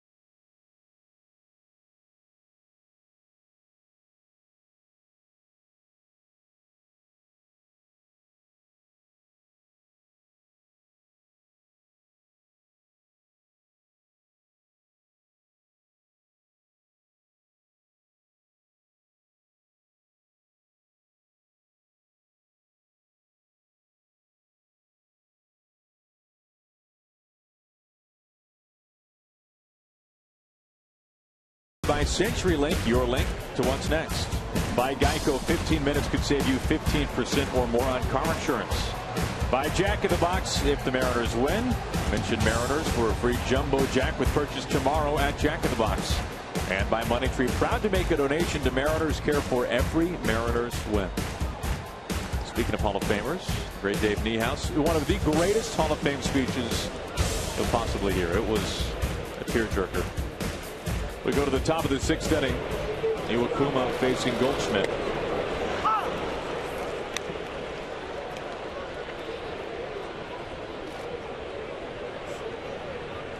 Goldschmidt, a fly ball out to the warning track and right field in the first. He singled and scored his last time up. And he singles to begin things here in the 6th. 2 for 3. A reminder, as always, that this copyrighted telecast is presented by authority of the Seattle Mariners and may not be reproduced or retransmitted in any form. And the accounts and descriptions of this game may not be disseminated without the express written consent of the Seattle Mariners. Well, Jay, I'm excited to talk to you about something regarding interleague play, because I think you were a part of a really special all-star game that could easily be overlooked as being deemed just that. 1996, you were an all-star, and that was the final all-star game before interleague play began the next season in 1997. And so really, the all-star game probably felt a lot different 96 of the years before than it did starting in 97 and going to where we are today, because, well, that time the guys in the National League were just probably complete strangers. Yeah, Philadelphia.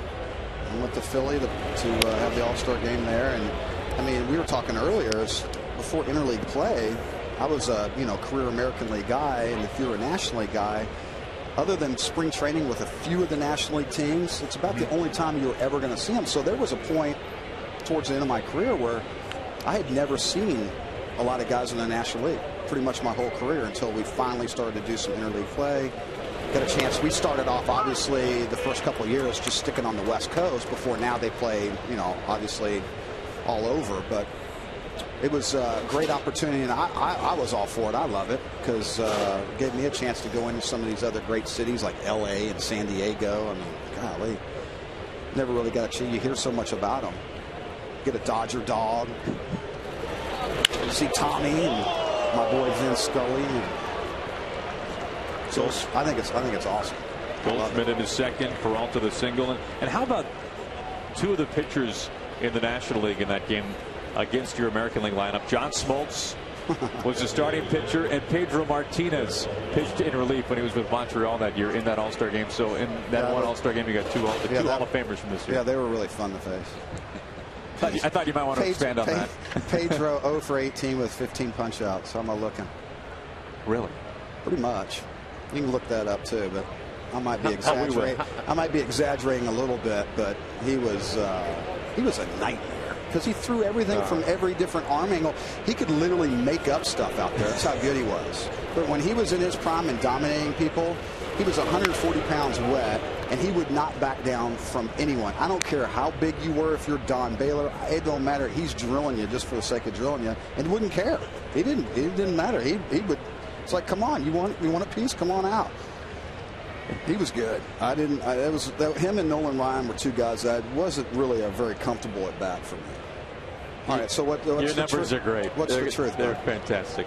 You don't have quite as many at bats as you might remember, although it might feel like twice as many. Maybe that's because Lou just said, "Okay, you're done, kid." Bone, you were 0 for 8 with 8 punch outs against him, so you're pretty close. You said what? 0 for 16? No, it sounded better. I'm from Texas, and may exaggerate because everything's bigger in Texas. But yeah, it's all ball bearings. It's pretty good, isn't it?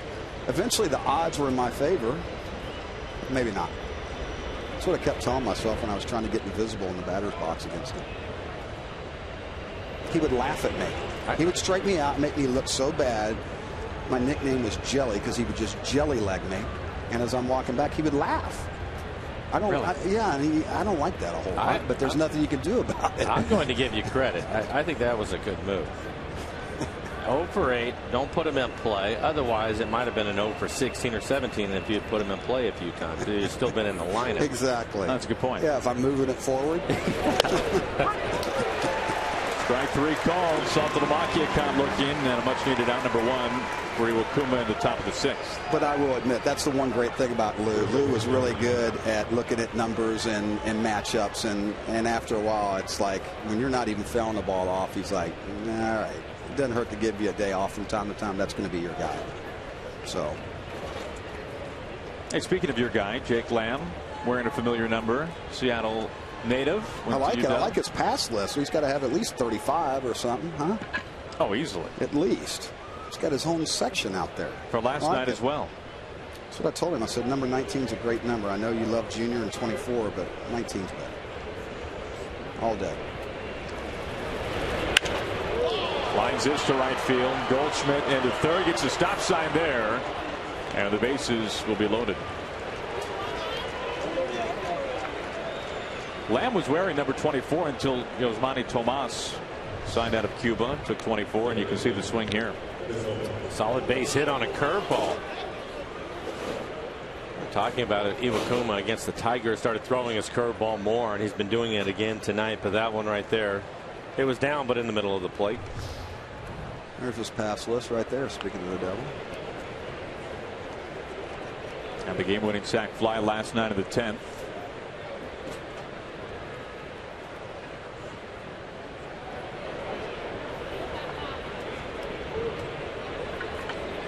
Bases loaded, 1 out. And here's Owens.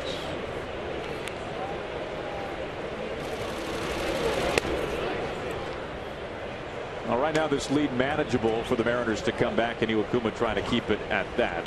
Well, he's not happy at all. No, you see that? And rightly so. The last pitch was right on the corner. That's not going to help you, though.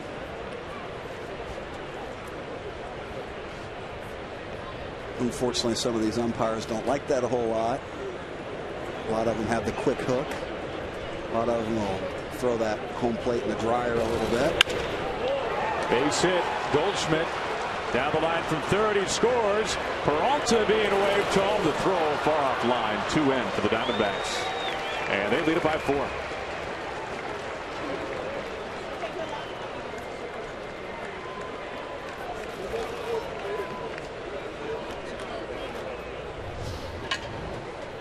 Might be a good time to go out and talk to him because he looked frustrated. Well, he tried to go right back to the outside corner, but the two-seamer ended up running back to her. It was middle away, not on the corner, trying to throw a strike, and Owens doing his job, hitting the ball the other way. Rick Waite's pitching coach making a trip out to the mound. Tony getting a little airtime. His interpreter, Anthony. David Rollins beginning to warm up.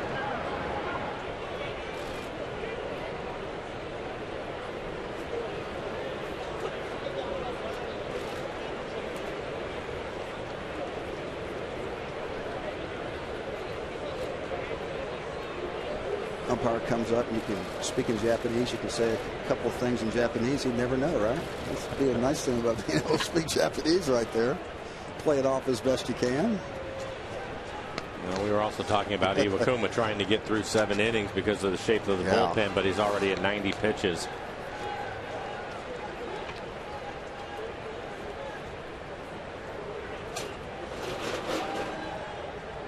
That'll bring in Hernandez, the catcher. Rolls back to Felix tomorrow, too, putting a lot of pressure on Felix to extend it out a little bit, too. He can handle it. Yes, he can. He's got a big bat, doesn't he?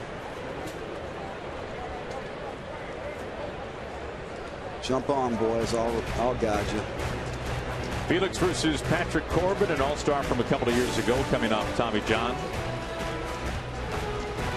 But another brilliant season so far for Felix. His second and final start of the homestand after pitching Friday against the Blue Jays. 0-2.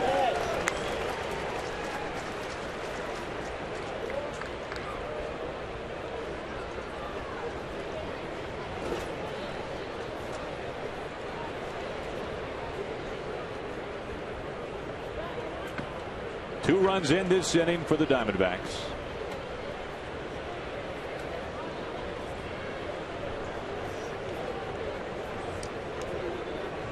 Long pause by Iwakuma, the 0-2.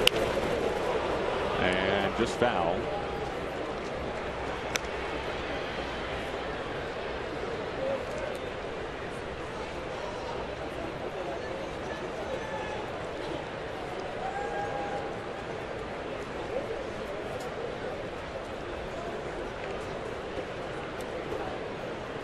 Rollins warming up. Iwakuma trying to get through 6.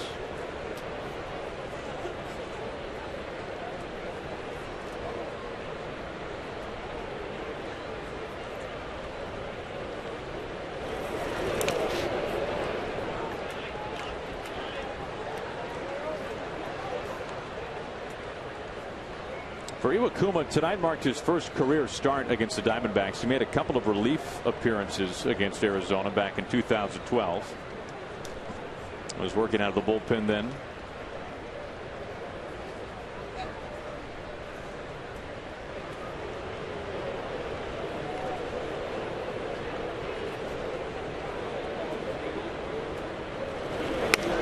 Big swing and a miss, and he gets the fastball past him. Yeah, baby.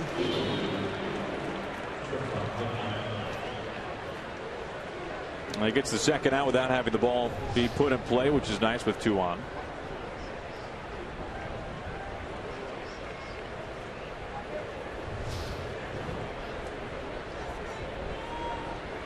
Fifth strikeout tonight for Iwakuma. There is Ahmed, the shortstop.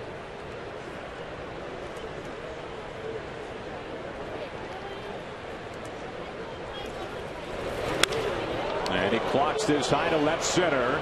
Jackson was in, having to go back. Bounce out. Thank you. And that means that Lamb will score, but Owens will have to stop. So that could have been worse, but Iwakuma not pleased. And here comes Lloyd. Ground rule double for Ahmed, the number 9 hitting shortstop. And the Diamondbacks have taken a 5-run lead, and it looks like that will be the end of the road tonight for Hisashi Iwakuma. Lloyd takes the ball. David Rollins coming on with 2 outs in the top of the 6th.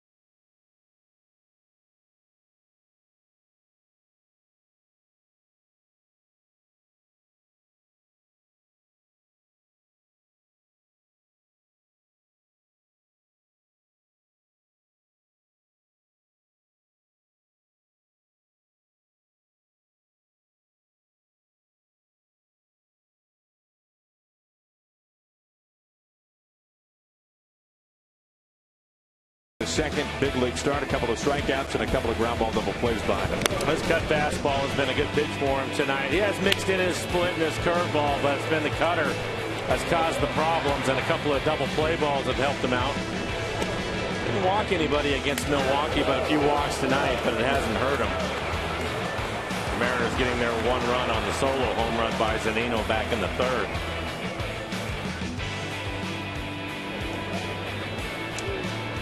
You can see the numbers for Godley so far as we have a new pitcher up on the mound with 2 outs in the top of the 6th. David Rollins taking over for Iwakuma.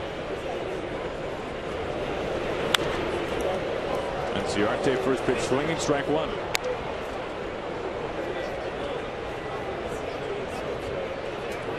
Arizona tonight 4 for 7 with runners in scoring position. This will be the 8th appearance for Rollins. 8 innings, 7 strikeouts, 3 walks. Something tells me he's going to be out there too for a while. This might be his game. Last time up for Ciarte, number 3 this season.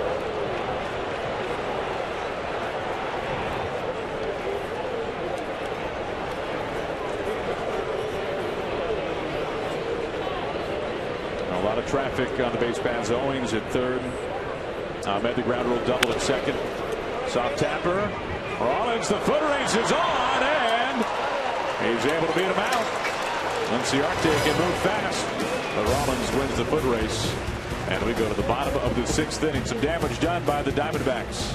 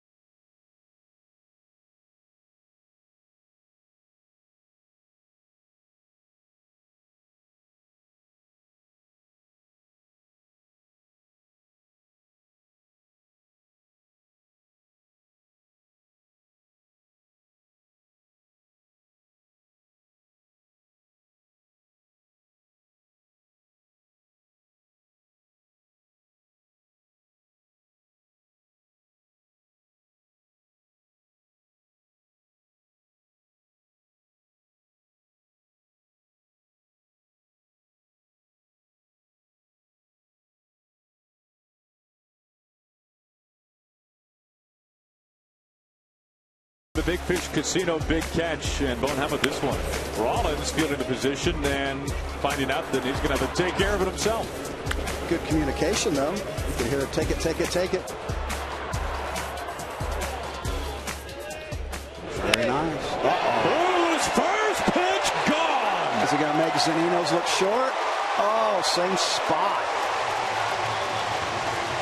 Did that fan get 2 now tonight? Come on. That's 2 bombs tonight. And again, a hang it and bang it. Little cement mixer right in the middle of the plate, and Cruz did not miss it. That's the way you used to hit them, huh?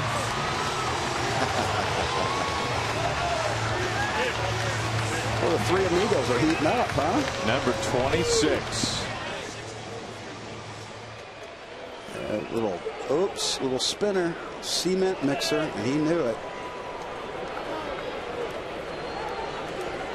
Couple long solo home runs he's giving up tonight. That brings in Cano. Well, Zunino's was what, 452, so we'll see how far this one goes.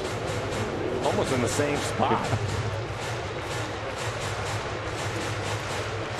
Jay, as a former masher, now a fan of the game, an observer of the game, what is it that you love watching most about Cruz and how he is able to hit, well, it seems like one tape measure shot after another? Well, that one's 440, so Z's got him. But I think the fact with him is he uses the whole ballpark. He'll take a base hit when that's all he's got. I mean, he can hit with 2 strikes. He shortens up, drives the ball back up the middle. But he can hit him a long way, too, when he has to. I think the other thing that he has done is Cano go down swing, Jay, is he really seems to understand what he is supposed to do in the lineup. And what I mean by that is when he has runners in scoring position, you'll see him kind of swing down at times, pick up a base hit to right, drive in a run. And then late in the game, if they need him to take a chance to hit one out, he will give up some right then to try to hit a ball out of the ballpark and put his club back in the game. Yeah, he's a smart veteran hitter. He'll take what the game gives him. As you know, the game dictates as you're going along. If it just takes a little ground ball, the right side to get a run in, he'll take that. So he checks the ego. There's no doubt about it. But he plays every day, too. For a big guy, That's a good point. He wants to be in the lineup every single day because he knows that if you're not in that lineup, it could be a day you could have walked into 2. Who knows? So I'm pretty sure Lloyd wants him in the lineup every day. Yeah, but some of the, he just does not want to come out. He doesn't want a day off.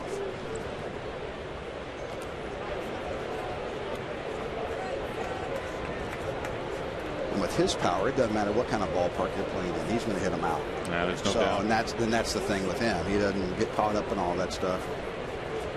He just tries to square everything up and take his chances.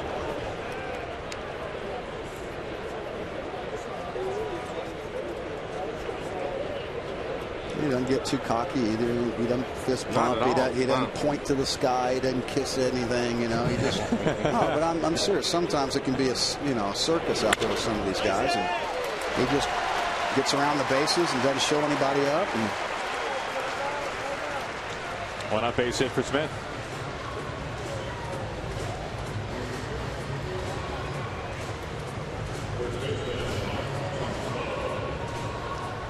Now this is the first home run tonight, Zunino's. And Mike's at 452. And keep your eyes on the Pepsi sign. This one a little bit closer, measured at 440. I think somebody got a little shortchanged on that one.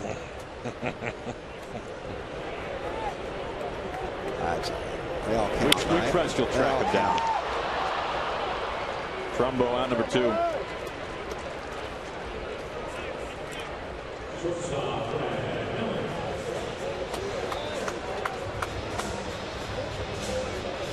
Two outs, down by 4 runs, and it brings in Brad Miller.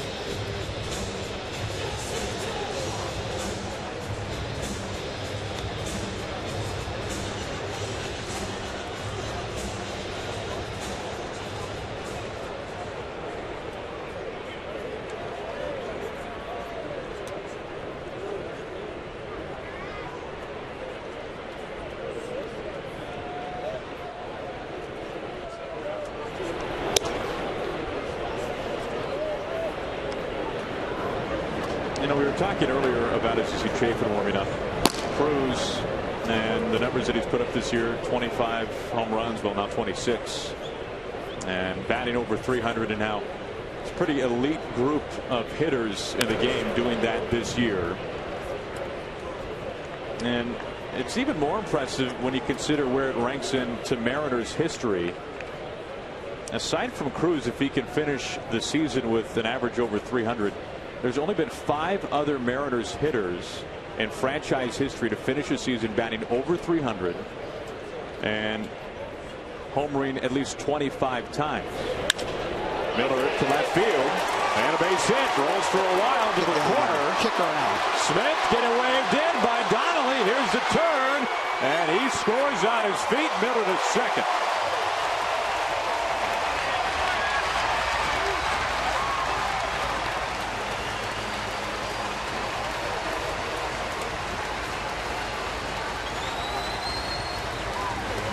We've talked a lot about the Mariners offense and the way they've been swinging it in July, and that's why it's good to see you can get down early in the ball game. You still have a chance to work your way back if the guys are swinging the bats. And double right there for Brad. And now the Mariners back in the game again.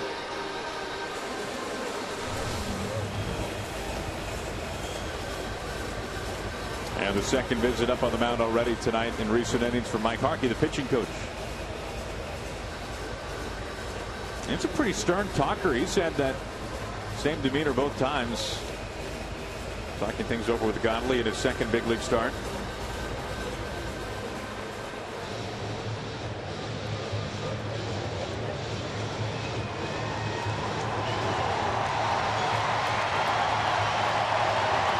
Mariners now have the tying run on deck. Zunino at the plate.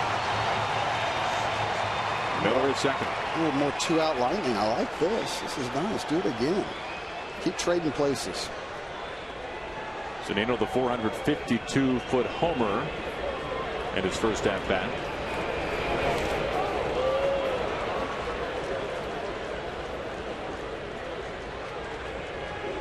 I'll take a look at the updated numbers from Cruz. Only 3 players in the game hitting over 300 with at least 25 homers.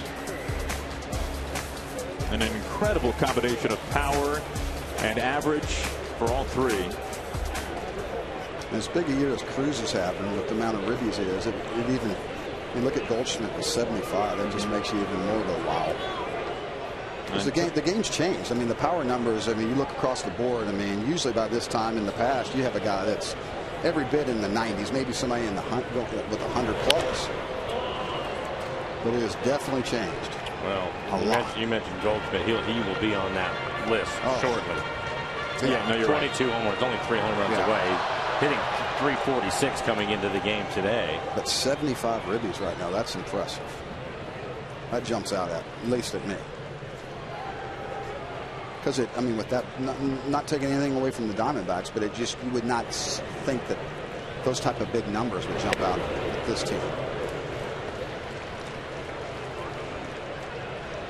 A lot of boys in front of him getting on base, carrying the mail.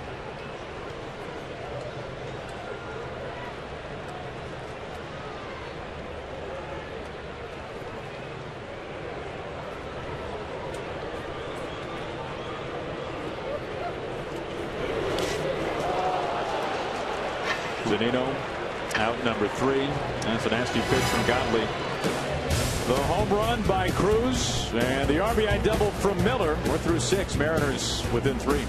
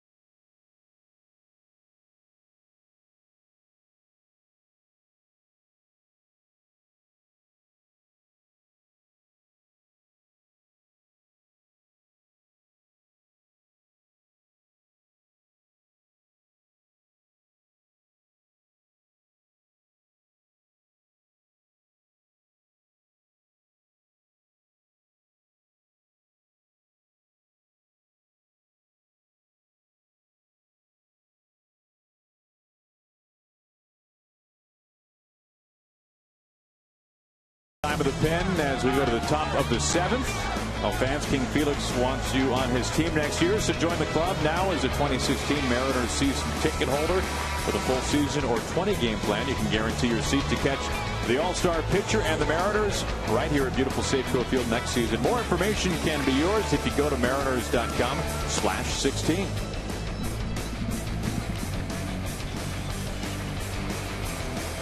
David Rawlins back up on the mound for the Mariners to start the 7th, facing Pollock, Goldschmidt, and Peralta. So, Bo, it sounds like you're a fan of interleague play. I love it. I think the fans should be too. Get a chance to see guys from West Coast to East Coast, some of the superstars and next up-and-coming superstars. Get to see some really cool ballparks. Some great fan bases, great cities. Well, imagine just from the Diamondbacks' point of view. Now, they will not enjoy facing Felix tomorrow, but the experience. Some of them might, though. I mean, some of those number ones, they're going to be around the plate, and so it's a challenge for a lot of those guys. I mean, some of those number ones, it's you don't get a chance to face very often. You always see them on TV, at the All-Star game. I'm like, yeah, I'm looking forward to this. That's a good point. I'm looking forward to this battle. Now, if you take a, silver sombrero, you're going, well, maybe that wasn't quite such a great idea. But, yeah, I mean, to face some of the best in each league, I think you always look forward to it. It's a heck of a challenge. Because everybody has seen Felix. Every 5th day, he's on every highlight out there. And I think that for the guys that are going to get an opportunity like Arizona, when you get that chance, I think you look forward to it. Now, maybe the next time your hamstring hurts a little bit, but it's cool. I mean, you got all the way down the left field line. You're going to have all those fans wearing gold, and so these guys, they've never seen something like that. Absolutely. So, and a lot of these kids are so young, they're like going, "Wow, that's cool." Now that gives me something to look forward to. I keep working hard. I keep grinding on the grindstone. I could be the next guy that they have a section named after me, whatever it may be. Well, I've said it before, but with Felix here in this ballpark, when he's pitching, it's an event. Absolutely. And it starts from the time that he's walking out of the bullpen. Yeah. There's nothing like it. Brad Miller charges. But it's a matinee game, too, so they can get on the plane and get out of town a lot earlier, too. Now you're thinking like a player. Yeah, hey, that's all right. I just take one for the team and take it to the house early. Two quick outs. Although they're not going to the house. They're going to where they go. They go to Houston from here, right? Yeah, they're in the midst of a long road trip. They're covering a lot of miles. They go play the Astros. They won't get any sympathy from the Mariners. Houston, that's another cool ballpark. What a night for David Peralta. 3 for 3 tonight with a double. Scored a run and driven in 2. Yeah, but he's on the bad guys. Entered tonight batting .271. Now has 45 RBIs this season.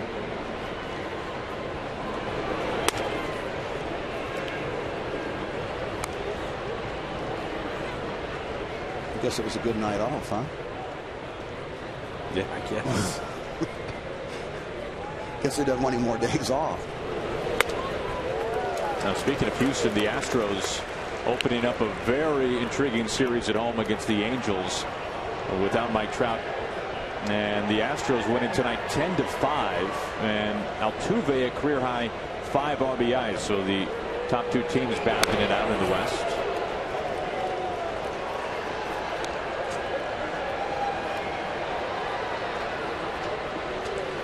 They're sweating bullets right now with the Trout deal, huh?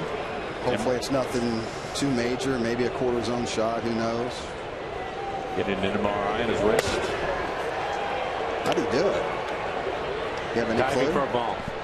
Had his glove, he had his glove out. I saw it. He had his glove out. So it rolled over on top of it? Yeah. And he was talking about it after, and he was saying that it didn't feel too bad. And he thought that he was fortunate because his glove actually came off. So it prevented it from going even worse? Even further, yeah. Well, it's either that or a lot of guys have used to. That's why I never put my finger outside my glove, too, as an outfielder, because if you dive, that's the one thing I was always afraid of, that I would break that finger. Yeah, just tear that finger back.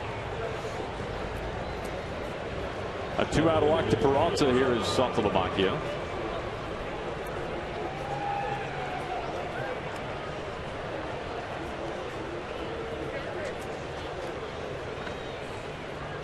Saltalamacchia hitless tonight. A strikeout looking his last time up. And here comes Zunino.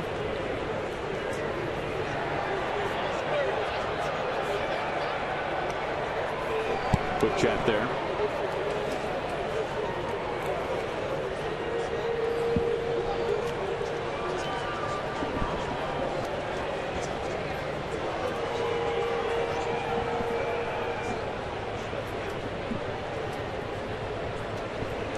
Rollins taking over for Iwakuma, who got the start tonight.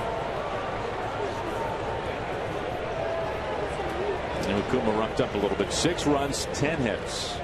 5 2/3 for Asashi. A walk and 5 strikeouts. Gave up a homer. Now it's to Inciarte.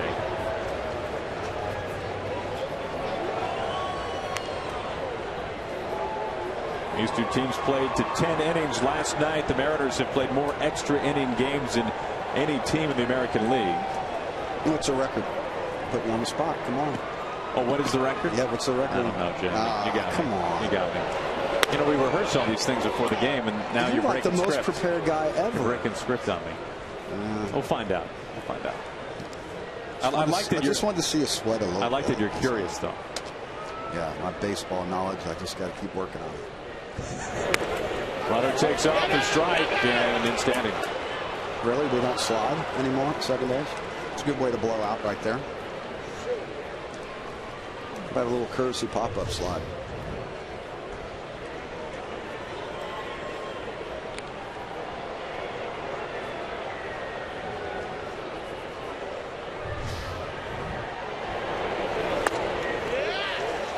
I'm just jealous because I never could steal a bag, so let alone go in standing up. It's kind of unfair. Although you did have one more than me, Michael. I did? Yes, you did. I think you did. I heard you guys talking about it last night. What's that? Really? How speed kills. That's it for South Lamakia. For us, Nice job by Rollins, huh, baby? It's time to stretch. Mariners down by 3.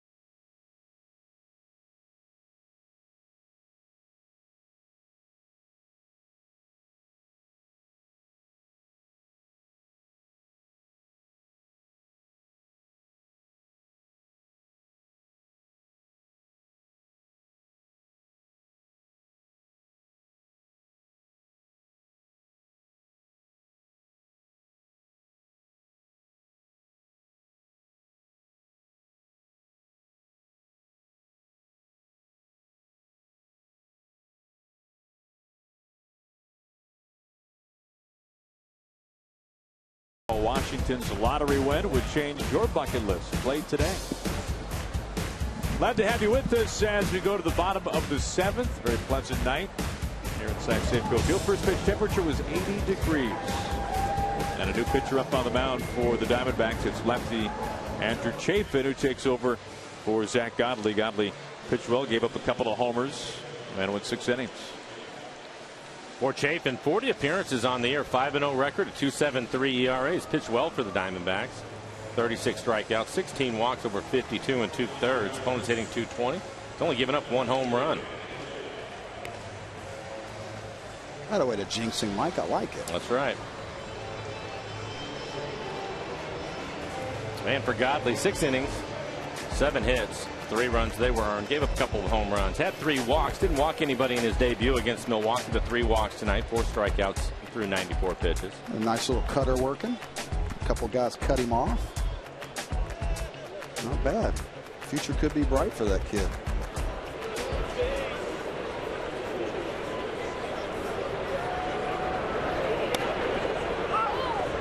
Starts Ackley off with a strike.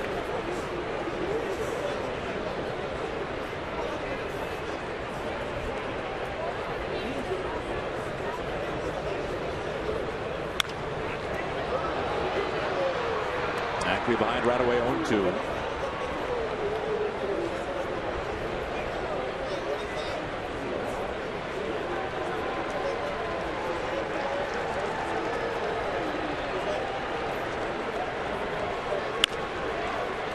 Goldschmidt, the diving stop by the line. Round number 1.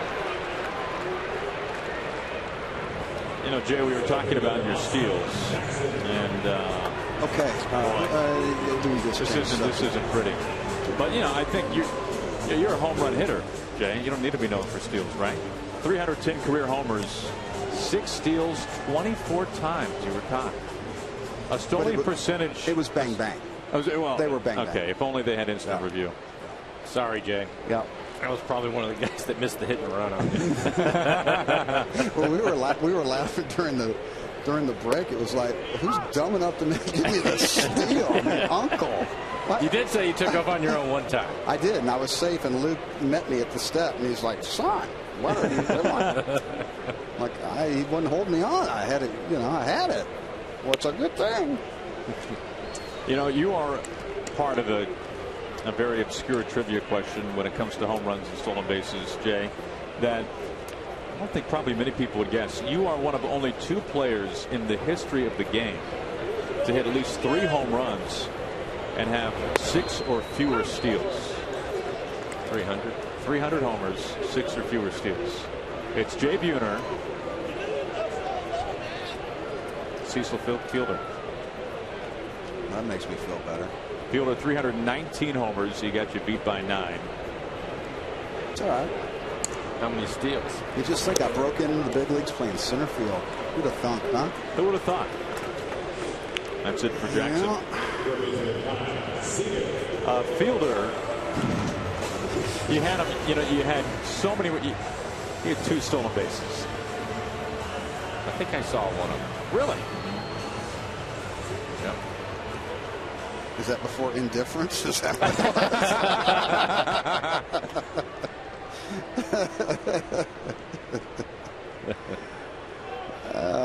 don't know. I like trotting a lot better than I did trying to steal. So. He did that plenty of times. At the end of the day, it's all good.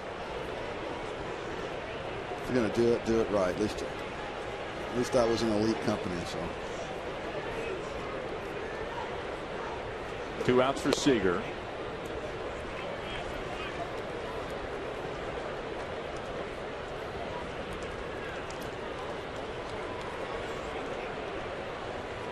Seager, a 7-game hitting streak, 0 for 3 tonight.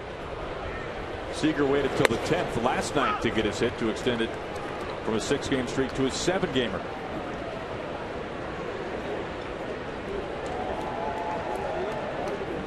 But a dozen hits for Kyle in his last 7 games.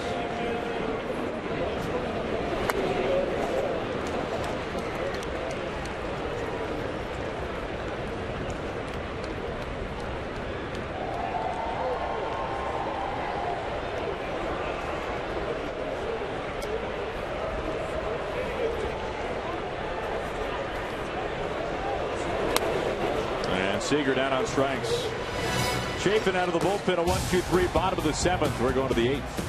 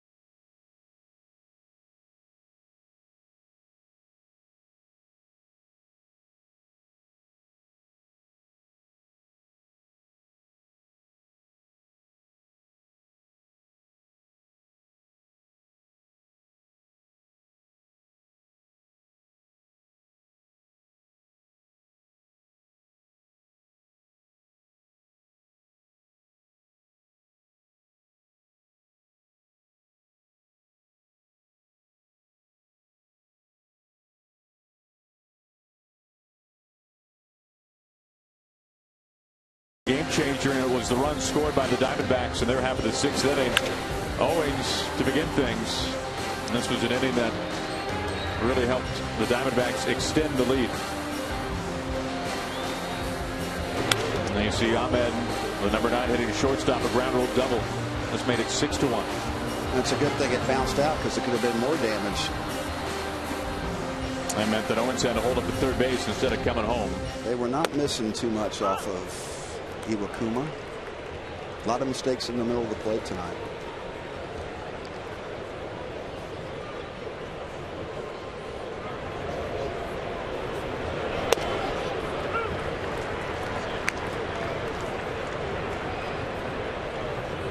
And for those playing along tonight with us on Twitter, there have been 221 pitches.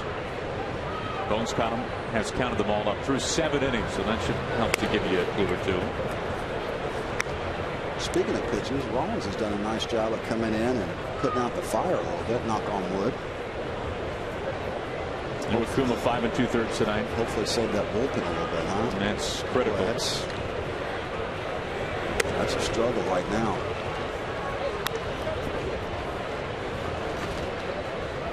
A lot of those guys are getting a lot of work down there. Where would they be without Lowe?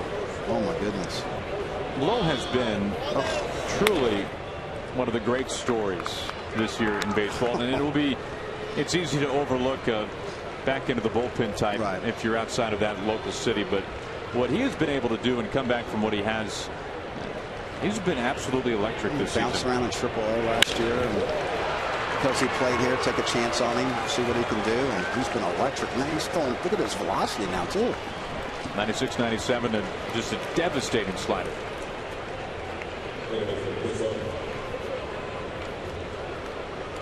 Lamb a leadoff single for Owens, and activity inside the bullpen. Hernandez loosening up, and the incredible thing when you look at Lowe in spring training, and Mike remembers this. Really, he had a terrific spring, but the Mariners bullpen coming off of last season, it was just a numbers game. There just wasn't room. And to Lowe's credit, he goes down to Tacoma, does his work, and his time is eventually comes to the big leagues, and he is more than succeeded at this level. Well, I can remember in spring and watching him move along, not sure what kind of stuff he was going to have. And his last 2 outings, Jay, he was 95, 96, but more importantly, the slider was all the way back, and he was able to locate it and throw it off the plate away and get some really ugly swings at it. And his swagger's back too. Yeah, and my hope is that there was a way to keep him one way or the other, and fortunately he went to Tacoma, to AAA, and boy, he's been, I think, the best out of the pen. Well, if you ask him, he dedicated himself. He went all in during the offseason and really worked really hard on his core. I'll tell you what, it's made a huge difference. He was telling me that he also changed the way that he throws his slider because of his injury. He changed the way that he throws his slider. Take the stress off. Take some of the pressure off, and he said it's made a big difference for him, and hopefully. Well, it's got more bite, that's for sure. It does, and he throws it hard. So. Plus, he's a big kid too, so his wingspan, he's on top. He can get on top of you in a hurry. Throwing that super sinker up there.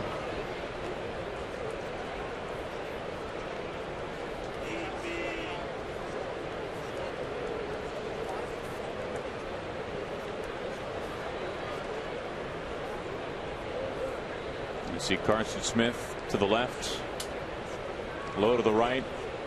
Carson a rough night last night. He's probably going to end up with a couple of days, I would think. He needs it. I think he needs it. I think he's been both of those two guys you just saw in your picture have been throwing so much. And let's face it, Carson's a young kid. He's not used to, I don't think his arm's used to that. He was a guy in September when he came up that just was electric.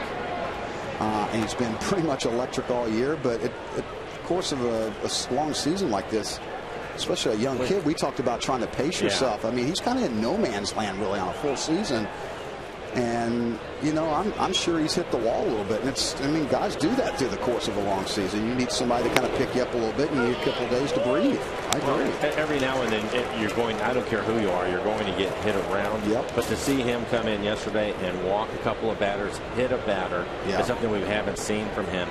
And when watching him throw yesterday, and he's a guy he's a power pitcher with a hard fastball, a hard slider. It looked to me as if he was trying to reach back to try to find a way to throw 93 miles an hour. Yeah. And I think that it's time for him to get a couple days. And I think he's going to get it too. I think Lloyd even realized that too from the first pitch out of his hand. He knew he's going to see what he got, but I'm glad he had a quick hook and got out there and got him out. Well, that was one he of the was things. Nowhere close. No, and I was talking to Lloyd today, and that's one of the things that Lloyd talked about is that he was reaching back. And he said it's one of those things because he's such a young pitcher, a veteran pitcher in the same situation would probably go the other way, take a little more off, let me get some contact and get out of here. Let you get yourself out. Yeah, exactly, and that's something that Carson, it takes time. Look, when you're used to just going in there and letting it fly and being successful doing that, it's going to take time for him to figure out, I don't feel as good today, I might need to take a little more off. Plus a veteran might actually go in and say, hey, Skip, I'm done. I mean, I need a couple of days. I hate to tell you this. That's true. But, you know, I'm toast right now. I just need just a breather for a couple of days. I hate to do it to you, but I'll be there. It's a long season. I'll be there. Just give me a couple of days to get things right and just check out for a couple of days. He's going to be a good one for a long time. A walk to Owings. Lamb, who took off, is into second base regardless. It's funny, you know, we're talking about spring training, to think back to really the final hours in Peoria this year, the last day or two. And it was Carson Smith who had been optioned to AAA. Yeah. Dominic Leone had made the ball club. I like what he said too. He goes, man, I thought I threw pretty good to deserve the right to make the team and go west. But truly the final day of spring training, or the last day or two, here comes Carson Smith back inside the big league clubhouse. And Leone was sent down Seager's way to first. Cano covering. Lamb to third, Owings to second.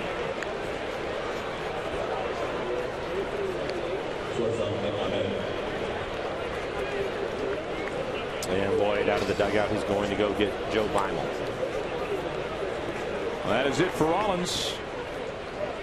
Diamondbacks, who lead it by 3, have 2 in scoring position with 1 out, and Joe Beimel coming on.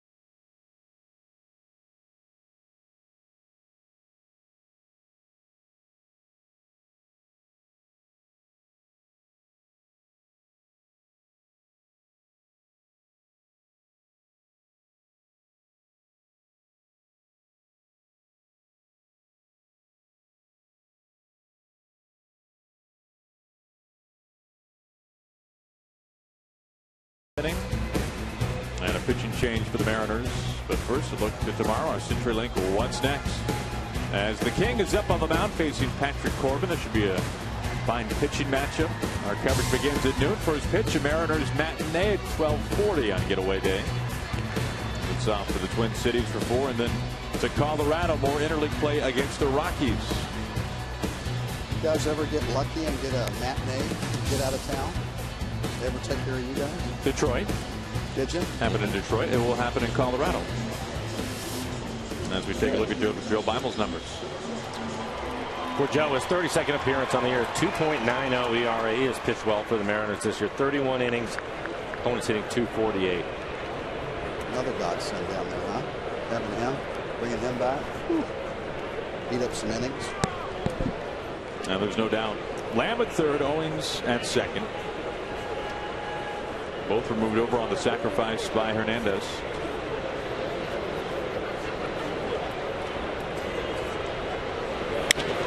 Ahmed, high fly ball. Smith underneath it. Lamb ready to go. He takes off and will score. Owings hustles and slides into second base. And the Diamondbacks add their 7th run. Join us Saturday, August 8th, when we induct the winningest pitcher in Mariners history, Jamie Moyer, into the Mariners Hall of Fame during a special pregame ceremony. To commemorate the afternoon, the first 20,000 fans will receive a Jamie Moyer bobblehead courtesy of Root Sports. Tickets at mariners.com. So a day game against the Rangers at 1:10, so make note of that. Normally those Hall of Fame inductions, nighttime games, but not this one. Coach Moyer. How about that? Yeah. Jay, those are always a lot of fun. We talked about the luncheon earlier, but you've had some fond memories. Oh, yeah. During juniors and Lou's. Yeah. I had fun with Junior, as I'm sure everybody remembers.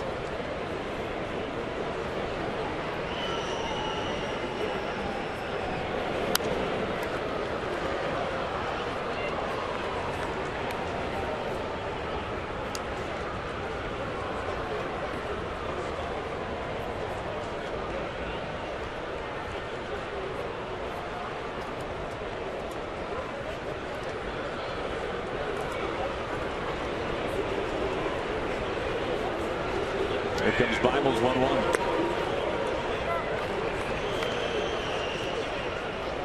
I am glad you told me it's a day game, though, because I'd have showed up at about 5 o'clock. And been like, man, straight crickets here. What's going on? No, something tells me Kevin Martinez would be calling my phone. Oh, that would happen. Uh-huh.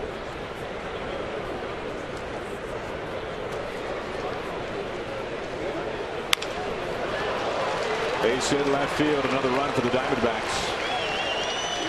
Owens scores. He walked. And Inciarte his second RBI.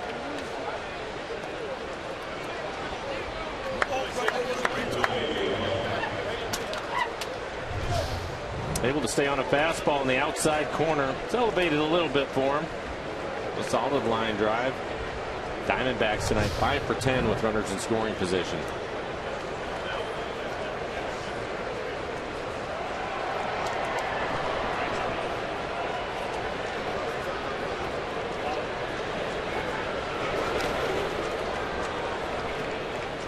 Couple of strikeouts tonight for Pollock. He singled and scored back in the first.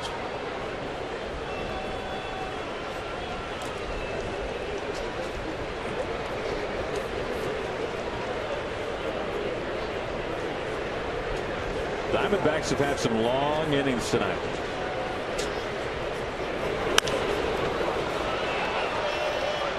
Trumbo tiptoeing foul ground and can't make the play.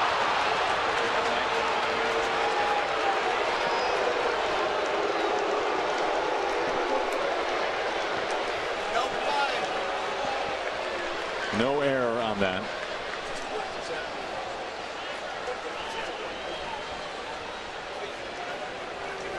A ball and a strike to Pollock.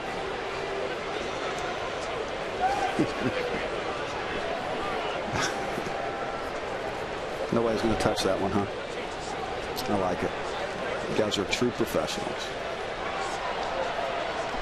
Took a bad hop, man. What do you want? Pollock stays alive. Second life.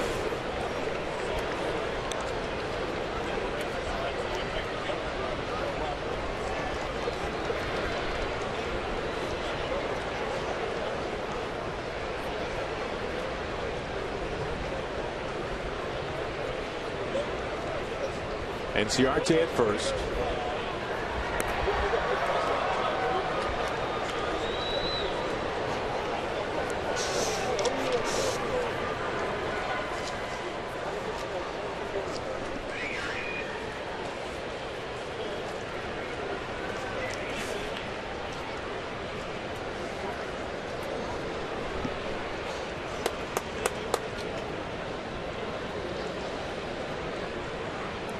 Quick tag. Got him. Very nice. Trying to get him the balk. Wanting the balk. Well, they're going to take a look at it, I think. And Enciarte in some pain.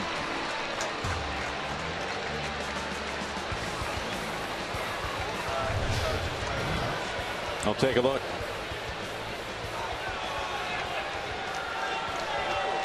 Nope. He's out. And that'll end the 7th.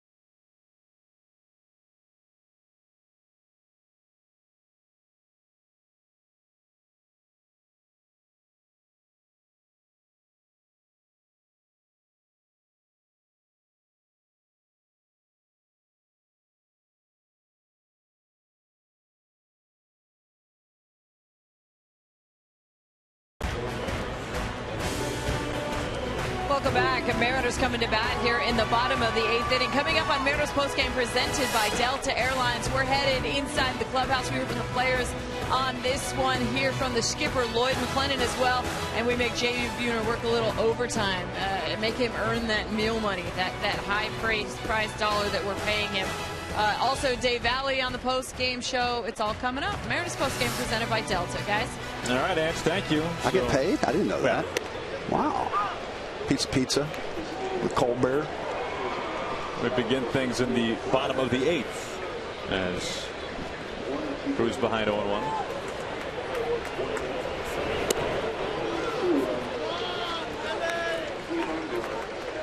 New pitcher up on the mound for the Diamondbacks. It is Hernandez. David Hernandez, a righty, taking over for Chafin.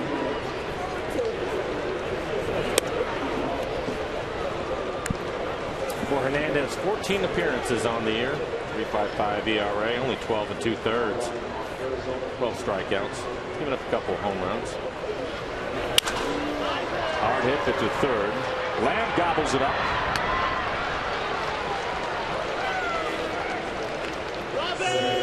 Pretty interesting as we approach the trade deadline Friday at 4 Eastern. When you look at teams within the American League West and what's shaking out already, and boy, Billy Beane is living up to his reputation. The A's entering tonight 44-56. And it was the A's who dropped the first shoe with Scott Kazmir trading in the division. Kazmir going over to the Astros, and entering today, Kazmir had the lowest earned run average in the American League. Looks like Sonny Gray has taken that spot over as Gray tonight pitches a complete game 3 hit shutout, and he picks up his first major league hit. Gray now at 216 earned run average. But Tyler Clippard traded over to the Mets. So Clippard, who came from the National League and has been a closer for the A's, now in New York, or in orange and blue. And then Ben Zobrist, a guy who There's not a single team in baseball who wouldn't want Ben Zobrist, you would think, on their ball club. Zobrist has been traded to the Royals. That's a smart move by Billy, because now you can stock up with some young kids, because he knew everybody was going to want him. I like that guy too. It was a genius move by Bean to get Zobrist, trade for him during the offseason, because it enabled him to say that if the A's are in contention, well, now you got Zobrist and a guy who you can win with, and if they're not, he's such a coveted player that you can wheel and deal him at this time. So with Alex Gordon on the disabled list for a long time with an injury, the all-star left fielder for the Royals, it will be Zobrist who is in left field until he comes back. That's a nice guy to fill in. And then you figure when he comes back, you've got Infante at second base, and if you maybe he takes over at second, maybe Infante. Well, that's where it makes it smart, because at this time there were going to be plenty of teams that could use a guy like that. And even if you only had one spot that's available, there's a pretty good chance he can play it. Because he can play left field, he can play right field, he's played second, he can play first probably play third. Pollock tracks it down for round number 2. And how about Kazmir? I mean, he was basically couldn't stay healthy. It was almost done, and then out of nowhere, he's just, man, it's like he was independently two different did not careers. pitch well there. Yeah. What that? But think about this. Can't pitch in the minor leagues, but I can deal in the big leagues. Isn't that funny how that works? You can't sit up minor league kids. The A's are now 45-56 with their win tonight. Billy Beane took over as general manager for the A's in 1998, and since that first year for Beane as the GM for the A's, they have never finished a season with fewer than 74 wins. They have only 45 this year. Since that time, since the beginning of 1998, the only other 2 teams that can say that, the Cardinals and the Yankees. And so this is going to be potentially, it's seeming like it, the lowest winning season under Billy Beane in Oakland. After last season, boy, this time they were all in. They had gotten Samardzija. They were days away from getting Lester. They traded Cespedes to the Red Sox. They trade Gomes to Boston as well. And then the second half collapse began. Then the extra inning wild card game in Kansas City. It's been a lot different since. 2 outs to shift out for Smith.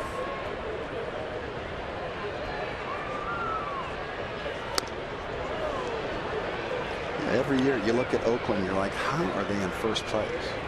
And they just make magical moves. It's amazing some of the things that they can pull off. It's like he's got a crystal ball. And made some good ones.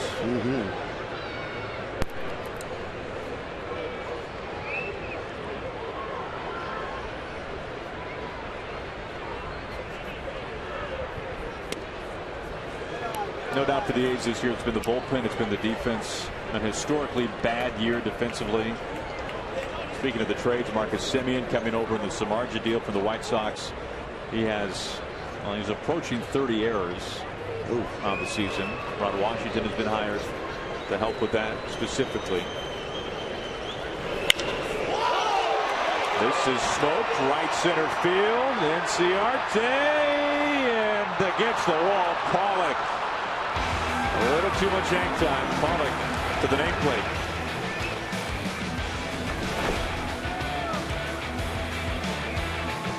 Right to the camera, and who wants it? Pollock.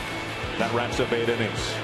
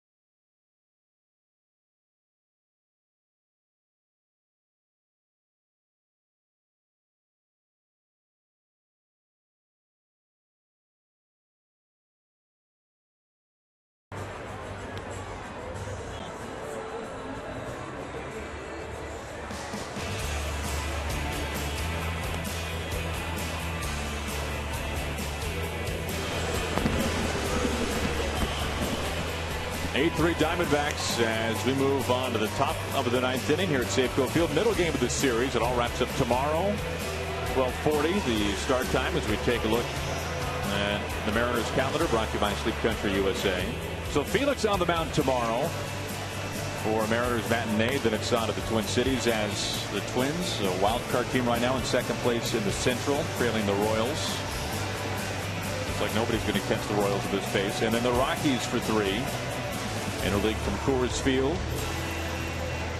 And here's Tom Wilhelmsen taking over in the 9th inning. 26 appearances for Tom, a 1-2 record. 4.35 ERA, 32 strikeouts in 31 innings.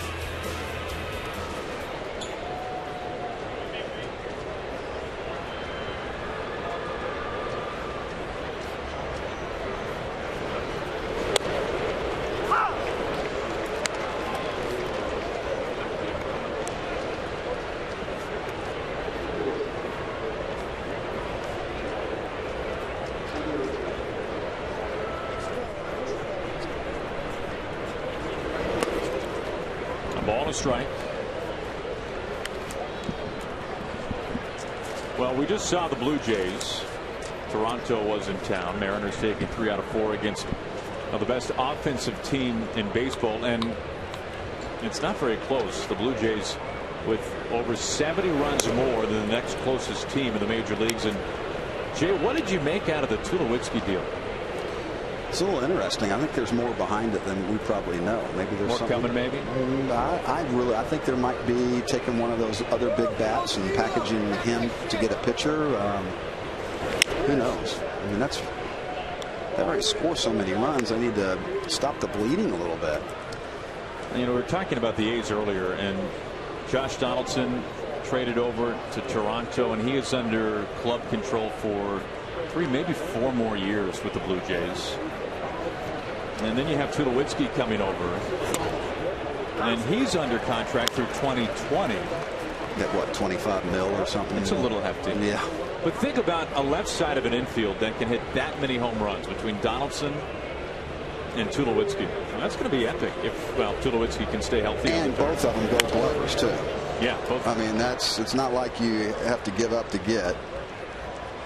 You're not sacrificing the defense. No, not at all with those guys. Both of them are Gold Glovers. But still, it's interesting to me. I just don't. They're obviously sending a statement. They're letting their guys know that we're going to do everything we can. We're all in. But they're also saying, well, you need to get us a pitcher too, just like everybody else on MLB and ESPN, and everyone's still kind of scratching their head on it. Leadoff walk to Pollock. It brings in Goldschmidt.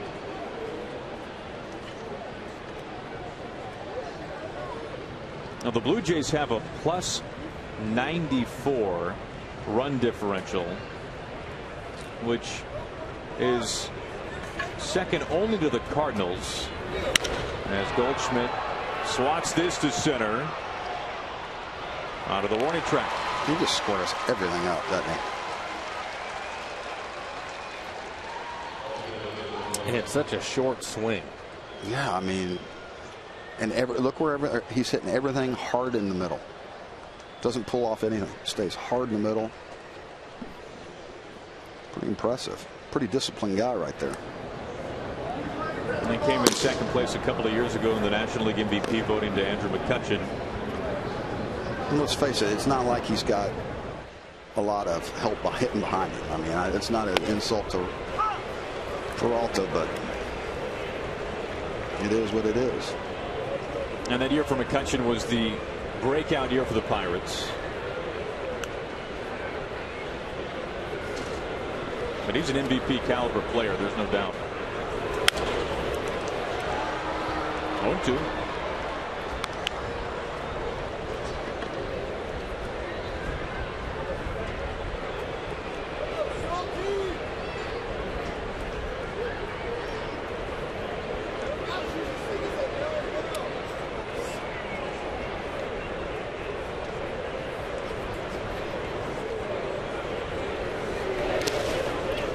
Yeah, going back to Tulowitzki, I wonder, we talked earlier a little bit about it. I mean, if they're out of, they're trading him, I wonder if they're going to trade Cargo next. Because it's like, be interesting. What's he making? He's got a pretty good contract too. I would think so. So if they're freeing up salary, although they took on Reyes, who's making $22 million, but obviously not as long as Troy's contract is. And that's the difference. But imagine being John Gibbons, the manager for the Blue Jays, and you write out your lineup every day. You've got Donaldson, Russell Martin, Jose Bautista, Edwin Encarnacion, Tulowitzki now. Tulowitzki hitting 8th or something. No, he won't be there, but he's going to be hitting 6th probably. That's pretty incredible. Yeah, but you still got to score one more than the other team. You do, and that's the thing. In an age where offense is at such a premium, it seems like the Blue Jays have a complete monopoly. Plus that turf. That's the one thing about that place. If I was going there, I'd be like, really? Because that's going to cut off. That's going to cut some years off your career. And Troy's been beat up, right? You know, the last couple of years. So now you go on, you're playing on turf, and you know, even though it's a different type of turf, you still, and you go on the road and it's all grass fields, and then you go back, and that's when, like the next day after going on the road for a while, playing on natural, you know, real grass, and then coming back to your home field and getting on turf, man, you really start to feel it. I don't know about you, Mike, but I know whenever we go play other places and came back to the turf, it was like my back was like, really? No, you're right, but I think the difference there is that on some of those days they can DH him. He's in the American League, so they can use their DH. Encarnacion can play first. We've seen him do that, so they can move those guys around to get them time, and that's what they're doing with Bautista now. Yeah, maybe because Encarnacion's numbers, his average is what, is he hitting 235 or something like that? I don't know. Maybe they're thinking about trading him. I don't know. They got some big salaries over there though, so it's going to be hard to find takers. Boy, in the turf this year at Rogers Center, new turf, it is so spongy. Is it like Tampa's? Or even worse? Or is it worse? Isn't it, Mike? Yeah, does it have the little black beach, like you know, like they take the the rubber soles and kind of grind them up and all that? It's like, well, anything's better than what it used to be. It used to have places in the outfield that sat up that had these plates, and you'd be running along and you go boom, boom, boom, or a ball would hit, and all of a sudden it would kick dead right, or it would bounce over your head, or another one would hit a dull spot, you know, a hollow spot, and it would set down. And how far we've come. Maybe. Zunino makes the play. We go to the bottom of the ninth. Mariners down to their final 3 outs.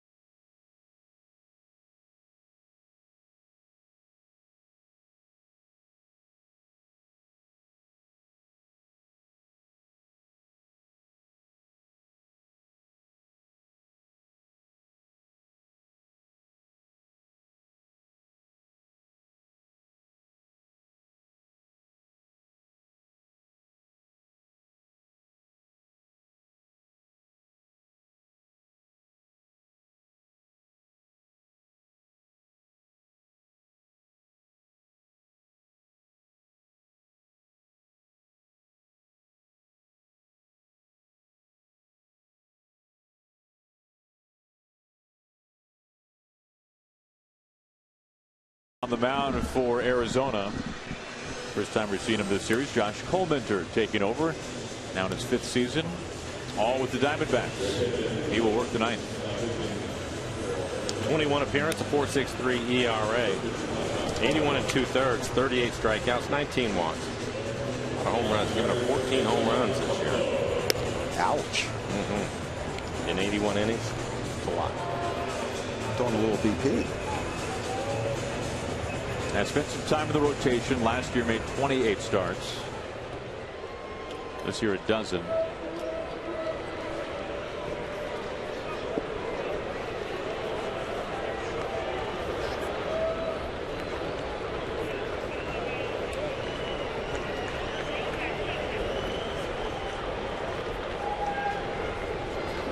Trumbo to begin things in the Mariners' night.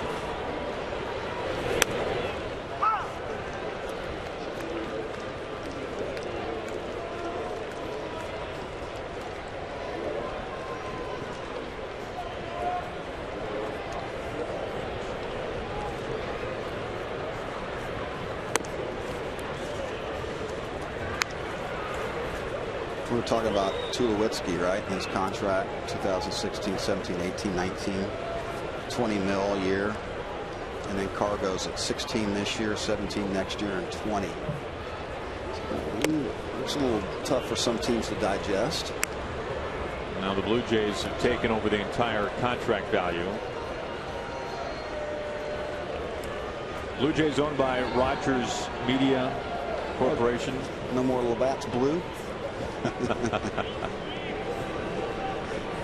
That was years ago, wasn't it? Still a ball and 2 strikes.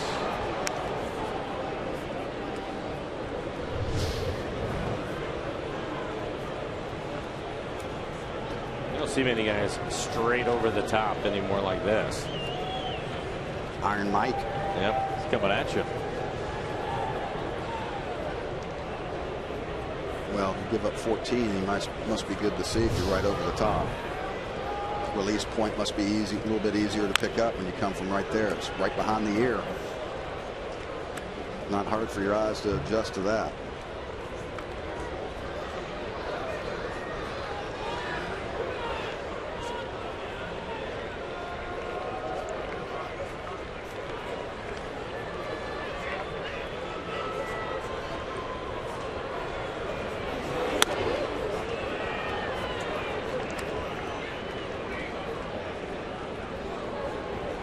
Now we talked earlier near the start of the game as to how well the Diamondbacks starting pitching has been recently. The last turn in the rotation for the Diamondbacks, only 3 earned runs over 34 innings for their 5 starters, with an opposing average of just barely over 180. Trumbo to left field, a base hit, and he'll dig into second base, and they're standing. So Trumbo's second hit. He's starting to heat up a little bit. Nice piece of hitting right there. A little spoiler. Yeah, off speed pitch, just 79 miles an hour. Good job of staying with it too, Jay. See his head go right down to the ball. Didn't pull off of it at all. See how he stayed through the ball too. And that was down out of the strike zone. So it was his first hit. Did a nice job of hitting that pitcher's pitch.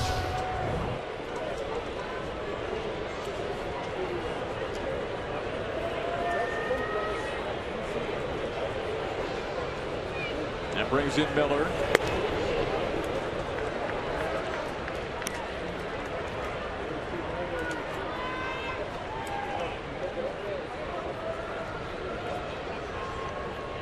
Well, Trumbo for the month, batting over 300, closer to 310 in fact. So you're right, his bat really is heating up as Miller. Get out. On a line to right field and dumps off the wall. Trumbo to third base. He comes around to score. And an RBI from Brad Miller off the wall.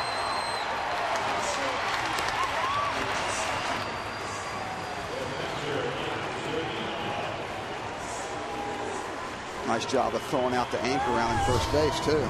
Not running into an out right there.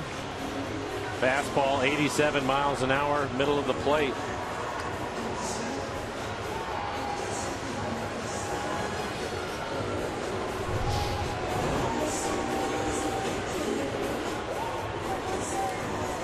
Miller's second RBI.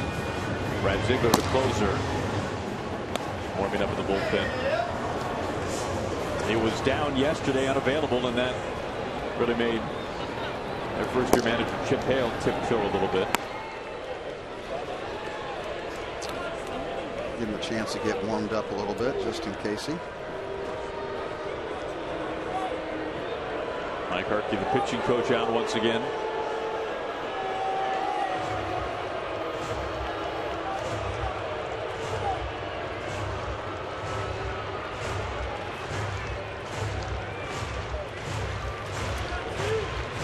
Nobody out, a run in already for the Mariners.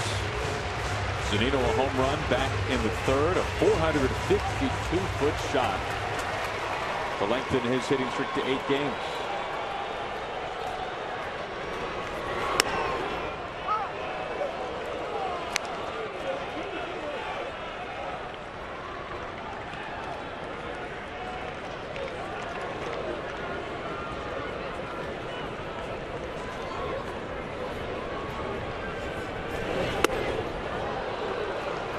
Too quickly.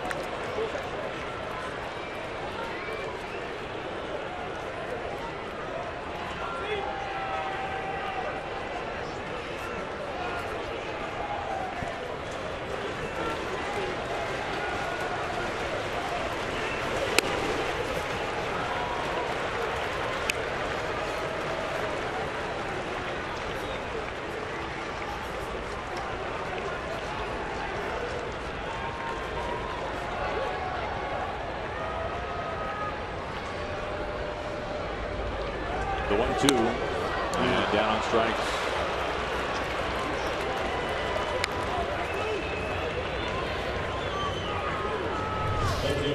All fastballs, all of them at the top of the strike zone. This one elevated above the hands. 87 miles an hour.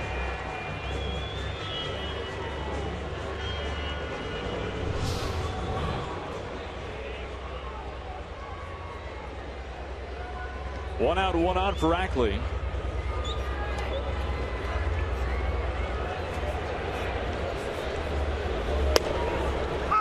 Starts him off with a strike.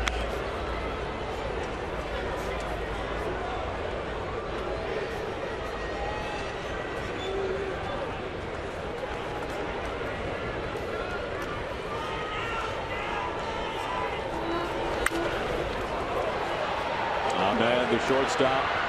And that'll end it. Double play brings this game to a close as the Diamondbacks win it tonight by a final score of 8-4. Well, Jay, you said it earlier. They're going to have to lean on Felix tomorrow to try to salvage a game and save again the bullpen. So hopefully Felix brings his A game. Pretty good offensive club in the Diamondbacks. Yep, they sure are. They're one of the best in the National League, and we've seen it so far. 8 runs on 12 hits as the Mariners will try to avoid the sweep tomorrow. Now, Mariners postgame presented by Delta Airlines starts right now with Brandon Val. Guys, take it away. Aaron, Mike, Jay, thank you very much. Yes, D-backs 8-4. They've won the series. 12 more hits tonight. The guys talked about it, Val. This is a pretty complete team, a good offensive team. And they get Takuma a season-high 6 runs, a career-high 10 hits. Just not sharp tonight. Yeah, I think that was a disappointing part because you were looking at Kuma to be a guy that was going to go deep into this ball game, give that bullpen a little bit of a blow. His last outing, he was strong. 7 innings, had 7 strikeouts, but tonight he didn't have that sharpness in the movement of his pitches.